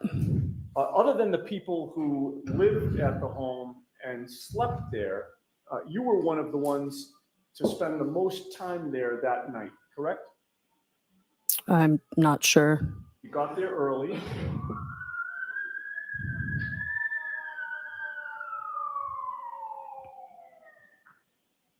You got there early, correct? Yes. And you left late, correct? Yeah. And you were inside almost the entire time, correct? Yes. So you came in contact with just about everybody who came into that house, correct? Yes. And you know that everyone who was in the house that night is a witness in this case, correct? Yes. The only time you went outside before you left was when your brother Ryan arrived, correct? Yes. And even when you went outside, you stayed on the Albert property, did you not? Yes, I did. And you had some contact with your brother out there, correct? Yes. And you know that he's a witness in this case as well, correct? I do. Yes. And despite having contact with all of these witnesses in this case, Trooper Proctor didn't talk to you on January 29th, did he? No. Or the rest of January or the whole month of February, correct? Correct. He didn't interview you about these statements that you're making today until October of 2022, correct? If that's what it says on paper, yeah. October 5 of 2022, does that sound right? I don't know. It was many months after January 29th, correct? Yes. Over 8 months after John O'Keefe was found dead on Brian Albert's lawn, correct? If that was the time frame, yes. And when he spoke to you on October 5, Trooper Proctor asked you for the first time to remember the details from 8 months before that, correct? If that was the time frame, yes. And you are good friends with Sarah Levinson, correct? Yes. Certainly over the last 2+ years, the two of you have discussed what happened on January 28th and 29th, correct? Yeah. And you know that Michael Proctor only interviewed you after the defense in this case filed a motion to get Sarah Levinson's name from the DA's office. Objection, Your correct? Honor. The objection sustained. Next question. So you've known Brian Jr. since your sophomore or junior year, correct? Yes. And you actually graduated Canton High School in 2016, correct? Correct. But you've known him since 2014 or 15, Yes. 9 or 10 years? Yep. He's a good friend. Yes. He's a close friend of yours, correct? Yes. And on January 28th of 2022, you were one of a select group of his friends who went to his house to celebrate his birthday the following night, right? Yes. And you don't go to somebody's house whom you graduated high school with 10 years previously to celebrate their birthday if they're just an acquaintance, correct? Objection. I don't know. I'll let the answer stand. When you got there, other than Sarah Levinson and yourself, everyone at the house was a member of the Albert family, correct? Can you rephrase the question, please? Sure. You and Sarah Levinson are not actually Alberts, correct? Correct. Yes. But everybody else at the house was when you got there. No. You named Brian Albert Jr., correct? Mm-hmm. Yes. Julie Albert, I did not know. Nicole Albert, I did. Yes. Caitlin Albert, Yes. Brian Albert Sr. might have been there. Yes. And you knew the Alberts well enough to know the names that we just discussed, correct? Yes. And in addition to that, the McCabe's were related to the Alberts, correct? Yes. And you knew Jennifer and Matt McCabe before that night, right? I'm sorry. Can you? Yes. Before January 28th of 2022, you knew Jennifer and Matt McCabe. Yes. You had been to their home before, Who's home? the McCabe's home. I don't recall. You'd driven their daughters around, correct? I have. Yes. And you had actually pet sat for the McCabe's golden doodle, correct? Correct. At Yes. their home. Mm-hmm. Yes. And so the answer to my previous question is certainly you've been to their home, correct? Yes. And their golden doodle was named Bailey, correct? Yes. In fact, you knew Jennifer McCabe well enough that you called her by a nickname, correct? Yes. What was the nickname that you referred to Jennifer McCabe by? JJ. And you knew that JJ was Nicole Albert's sister, correct? Yes. Now, on the night of January 28th into the 29th, you saw Brian Albert Sr. After he came back to 34 Fairview, correct? Yes. You were on the first floor of that residence the whole night, were you not? Yes. And you have a specific memory of Brian Albert Sr. walking Chloe through the first floor of that house, correct? Yes. When Brian Albert Sr.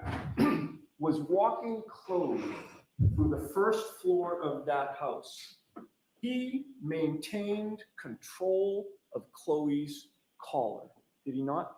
He did, yes. You like dogs, right? I do.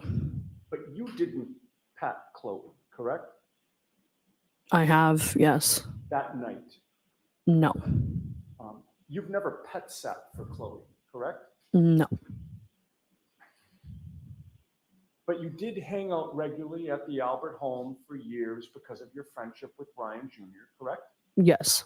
Which meant that you have had contact with Chloe over the years, correct? Yes. And you would agree with me that Chloe's a very different dog than Bailey, the McCabe's Golden Doodle, correct? Objection. Sustain. Bailey is a friendly dog, is he not? Objection. Sustain. Chloe is not friendly, correct? Objection. I'll let you have that. Can you answer that? Can you repeat the question? Yes, Chloe is not a friendly dog. I mean, I would say so, yeah. It was clear to you that she is not good with people, correct? I'm not aware.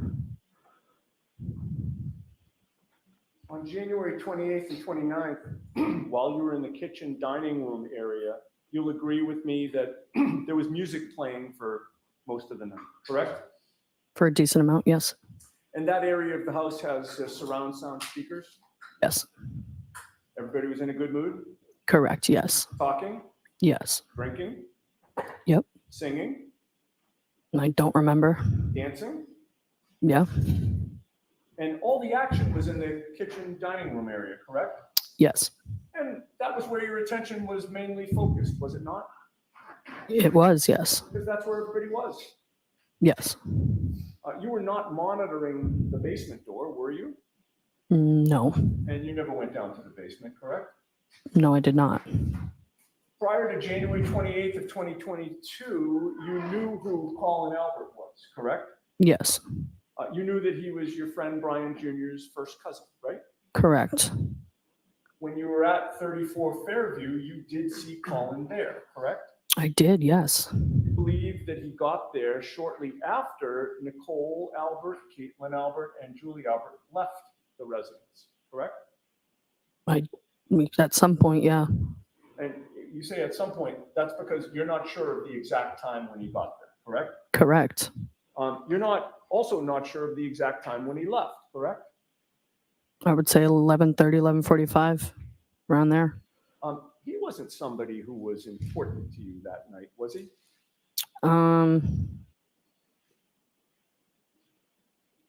Not really, no.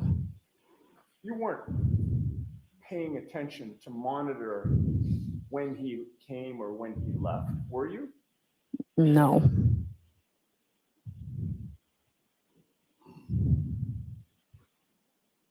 I said no.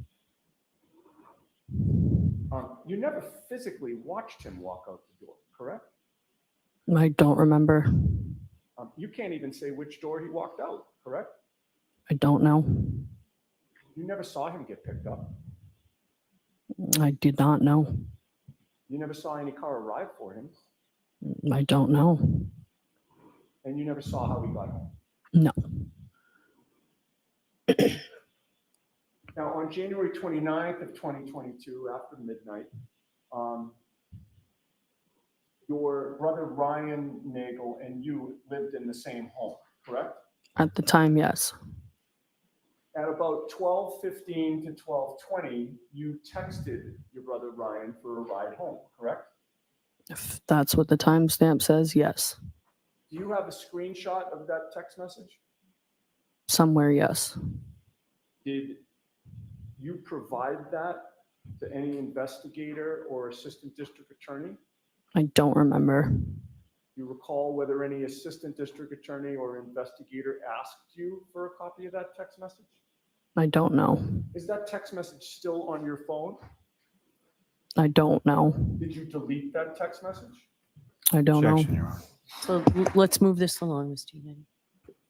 When you texted Ryan that night, you were contacting him because you thought it was an appropriate time for you to leave, correct? Yeah. How long did it take your brother Ryan to get to the Albert home after that text message? I don't know. Was it an hour? I don't think so, no. Was it a half hour? I do not know. So you have no idea how long it took him to get there and how long you stayed after you texted him, correct? I don't know, no. By the time you're texting Ryan, Ms. Nagel, how much do you think you had had to drink since 6 or 7 p.m.? A decent amount. Would you say that another word for it would be a lot? No. What were you drinking that night? Michelob Ultras. And how many did you have? I don't know, I don't remember. Did you bring your own Michelob Ultras to the party? I don't know. You don't remember whether you brought any beer to the party? I don't know. Where was the beer? I either brought it or I don't know. I don't remember. It was 2.5 years ago. Where was it within the home? In the fridge. You have no memory of like running out of beer that night, correct? I don't remember, no. There appeared to be plenty of beer to go around, correct? For myself, yeah. Between the time that you texted your brother Ryan and the time he arrived, it's fair to say that you changed your mind about going home with him, correct? Yes. You changed your mind while you were still inside the Albert home, correct? I did not say that, no. Well, I'm asking you now. No. You changed your mind only after you left the residence and went out to talk to him? Yes. You claimed on direct examination that he was the one that said, "Why don't you stay longer?" No, that's not what I said. That said that you wanted to stay longer. If myself. So you told him that you wanted to stay longer, correct? Yeah. I did. And when you went outside, you learned that he had come and his friend, is it Ricky D'Antuono? How do you pronounce the name? It's Ricky D'Antano. D'Antano. Ryan had come in Ricky D'Antano's gray Ford F-150 truck, correct? I'm sorry, can you repeat that? I butchered that. When you went outside, you saw that your brother Ryan was in Ricky D'Antano's gray Ford F-150 truck, correct? Correct, yes. He was sitting in the front passenger seat of the truck, correct? Ryan, yes. The truck was parallel to the Albert's residence, correct? Yes. It was not parked in the driveway. No. The truck was facing toward Chapman Street, toward going up the hill, correct? Yes. So Ryan's seat would have been the closest to the property, right? Passenger seat I'm sorry, closest to the what? to the Albert home. Yes, correct. You walked down the driveway to get to the truck, correct? Yes. Abe's SUV was in the driveway at that point, was it not? Yes. And at that point, like that, I want to go back, if I can, to when you were inside the house, because you had testified that when you were inside, you looked out the window and you saw a different vehicle, correct? I did, yes. That was the black SUV. Yes. And you've testified that you saw that from within the house, you saw that black SUV move 2 times, correct? More than 2. So it was at first parked near the mailbox, Yes. and then you saw it move forward, right? Mm-hmm. Yes. And then you saw it move forward again to near the flagpole, correct? Yes. And was there a third time that you saw it move? I saw it pull up, stopped, pulled up again, stopped, pulled up again by the flagpole, stopped. That's all I saw. All right, and that was all while you were inside the house, correct? Correct, yes. And, when it was pulling up like that, Ms. Nagel, it wasn't going 80 miles an hour, correct? It was not, no. It wasn't going 50 miles an hour, correct? I mean, I didn't have a radar gun on me, but no. It was going at a safe speed, correct? Yeah, It wasn't going a very long distance, correct? Each time? no. It's a matter of several feet, correct? Adjusting its position? Just pulled up and stopped a few times. Right. And as you saw it pull up and stop a few times from within the home, its direction was always forward, correct? From what I saw, yes. Right. You never saw that car back up, correct? No. You certainly never saw it speed at a crazy pace backwards, correct? Objection. Objection sustained.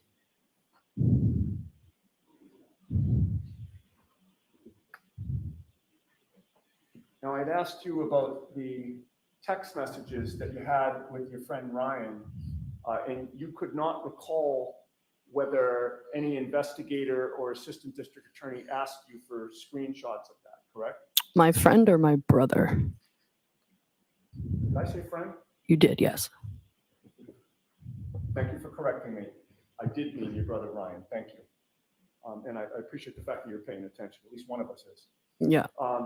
So I asked you about the screenshots of the text messages that you had with your brother Ryan and whether any investigator or assistant district attorney had asked you for them, correct? I don't remember. You didn't remember, right. But somebody did ask you for a screenshot, correct? Yes. Who was that? JJ McCabe. And by JJ, you mean Jennifer McCabe? Correct, yes.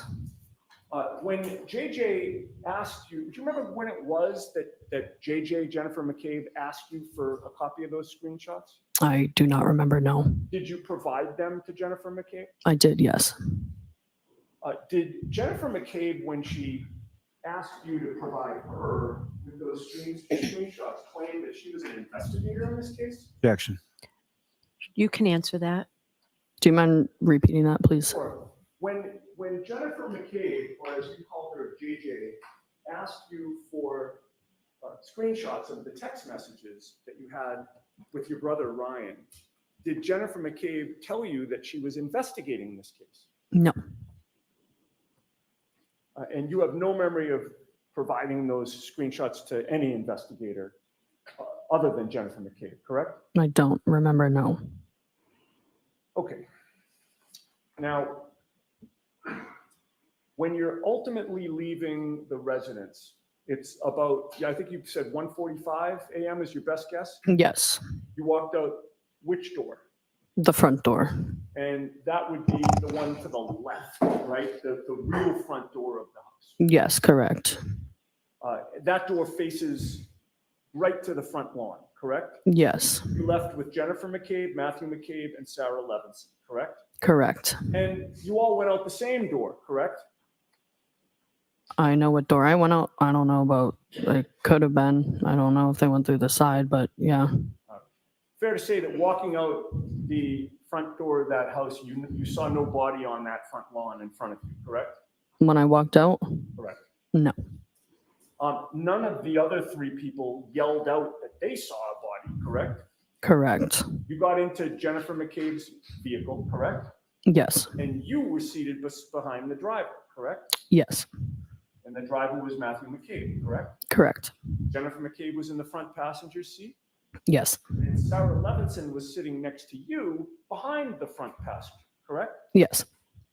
Matthew McCabe backed the car out of the driveway and then headed up toward Chapman Street, correct? Yes. That meant that the passenger side of the vehicle was closest to the Albert home, correct? Yes. So that meant that Sarah Levinson and Jennifer McCabe were in the seats that were closest to the Albert home, correct? I'm sorry, could you repeat that? Sure. As Matthew McCabe was driving that vehicle alongside the Albert property line, Jennifer McCabe in the front passenger seat and Sarah Levinson in the rear passenger seat were the closest two people to the Albert home, correct? Yes. And as the car passed in front of the Albert home, you saw no tire tracks in the snow, correct? I don't remember. You claim now to have seen a black object in the snow, correct? Yes. Object is the term that you used when you were finally interviewed about this matter, correct? A black object, yes. Right. You never before ever told any investigator that what you actually saw was a black log, correct? I don't remember. And you also never, ever told any investigator that this black object that you described was actually 5 feet or 6 feet long, correct? Correct, yes. The very first time you're now mentioning this testimony that this black object, as you describe it, was actually 5 or 6 feet long was just today, after 12 noon on May 14th of 2024, correct? Lally asked me how big it was, so I just told him right now, yeah. Yeah, Lally, when you say Lally, you mean Mr. Lally. Correct? Yes, Mr. Lally, correct, yes. Mr. Lally just asked you during this trial, again, Yeah, right before this jury. That's the first time you've ever been asked or ever given an answer as to how big that object was, correct? not necessarily, no. Did you review any report that was taken when the investigators spoke to you regarding this case before taking the stand today? No, You've never testified in a grand jury regarding this case, correct? correct. You've never testified in any hearing regarding this case, correct? In this hearing, in this case, Besides today. no. And you would agree with me that it is nowhere on record that this black object that you talk about was ever 5 or 6 feet long prior to telling the jury that today. Objection. You have to ask that differently, Mr. Unity. Today, this afternoon, is the first time that you've provided testimony or information to any official regarding this case that the object was 5 or 6 feet long. No, I'm sorry? no. Who did you tell prior to today? About what? Okay, I thought we were talking about the fact that you now testified that this black object was 5 or 6 feet long. You recall that? Today, yes. And my question to you was, you've never mentioned that this black object was 5 or 6 feet long until the last hour or so when Mr. Lally questioned you about it, correct? Yes, Now, when you were passing the property, you did not think it was a body. at the time, no.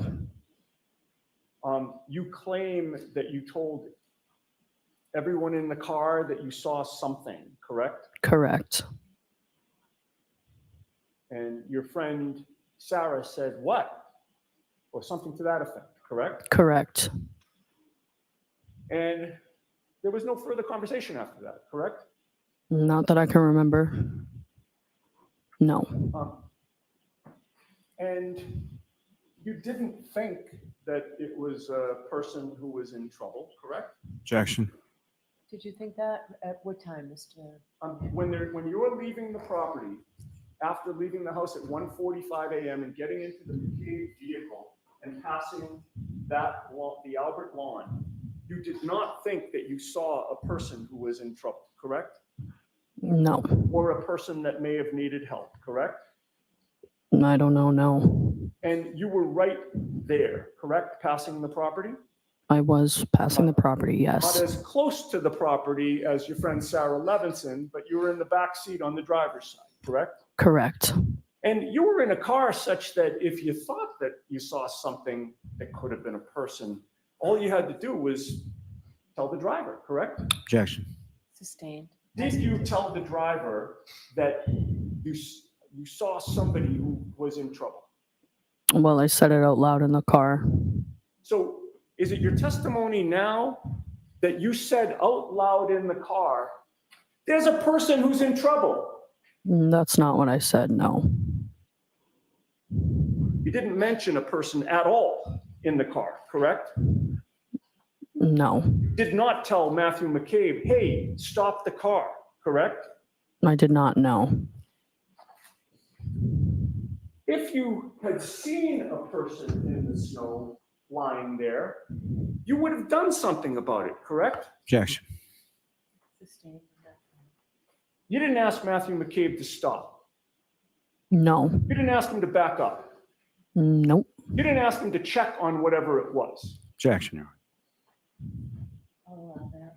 no. You had your phone with you, correct? Yeah, Your phone was working, correct? I don't remember. You used that phone to text your brother. An hour and a half before. Are you testifying today that your phone was completely out of charge? I don't remember, no.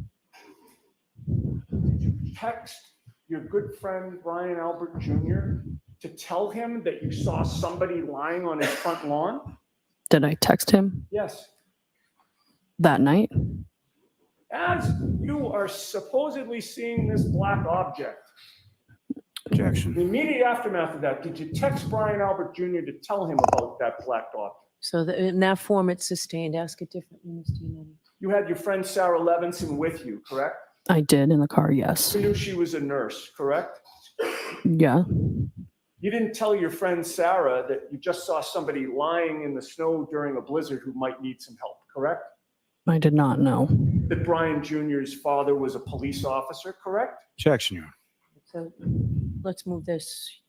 Are you just about done with this line of questioning? I'll give you a little bit more. Just a couple more questions and I'm Okay, done. go ahead. You knew that he was a police officer, correct? Yes, And obviously a first responder as a police officer, right? yeah, And you knew that that was Jennifer McCabe's brother-in-law, correct? yes, And Jennifer McCabe was in the car with you, correct? yes, You didn't tell Jennifer McCabe or JJ to call her brother-in-law, correct? no, The fact of the matter is, you did nothing, right? yeah, And that's because you did not see a body on that lawn, correct? Objection. Is that true? Can you answer that? I'm sorry, can you repeat the question? You didn't see a body on that lawn. I mean, I don't know what I saw, but I saw an object. You were drinking for hours. Is that a question? Yes, you were drinking for hours. Is that correct? Yeah, And you were intoxicated as you were leaving that home. Objection. Were you? yes, You were drunk, right? some would say, yeah, You would say. yeah, And you believed that except for Matt McCabe, who was driving, everybody in the car was drunk, right? Objection. no, I don't know. I'm going to let that answer stand. You have previously testified, I'm sorry, strike that. You have previously given a statement indicating that you believe that everybody in that car except for Matthew McCabe was drunk. Do you deny that? I don't remember at this moment.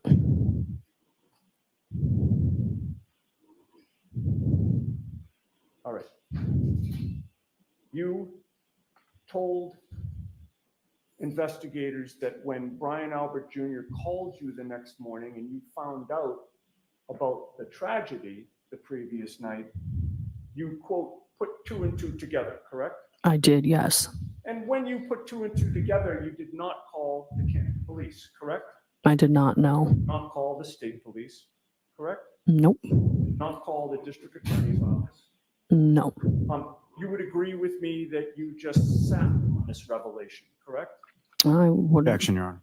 Okay, that's sustained in that form. And you were were not interviewed by any investigator in January, February, March, or any time over the spring or summer of 2022, correct?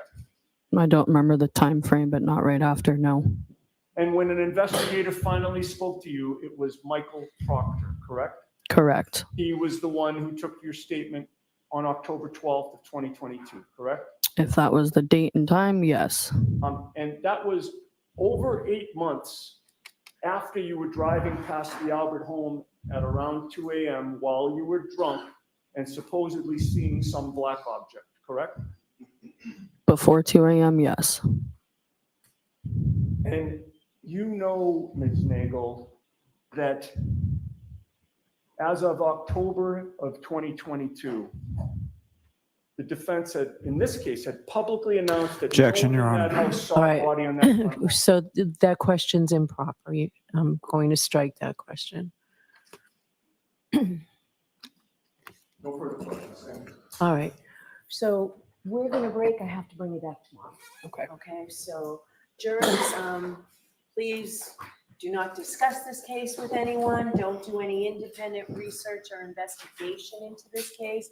If you happen to see, hear, or read anything about this case, please disregard it. Let us know when you stand. And we'll see you tomorrow. Okay, tomorrow's a full day. All rise to the court, please. I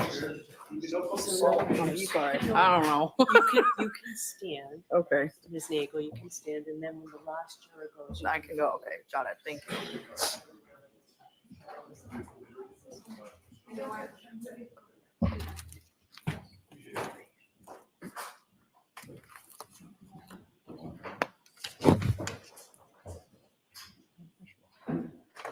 Now you're all set. Thank you. You're welcome.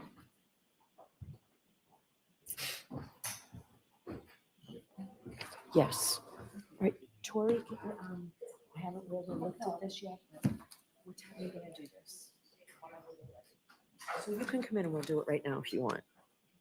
Okay. If Your you Honor, don't want, we can- sorry, may we approach this as a Sure. scheduling thing? Counsel, we're still on the case. So why don't you come on up?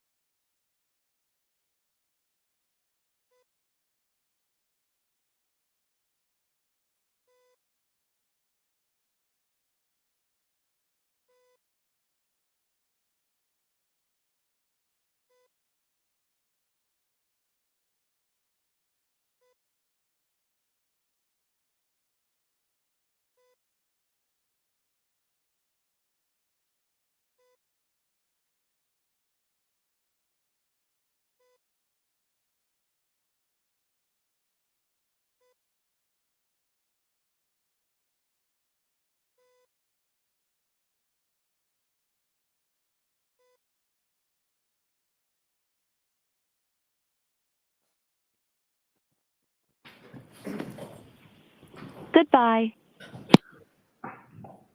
Football, right?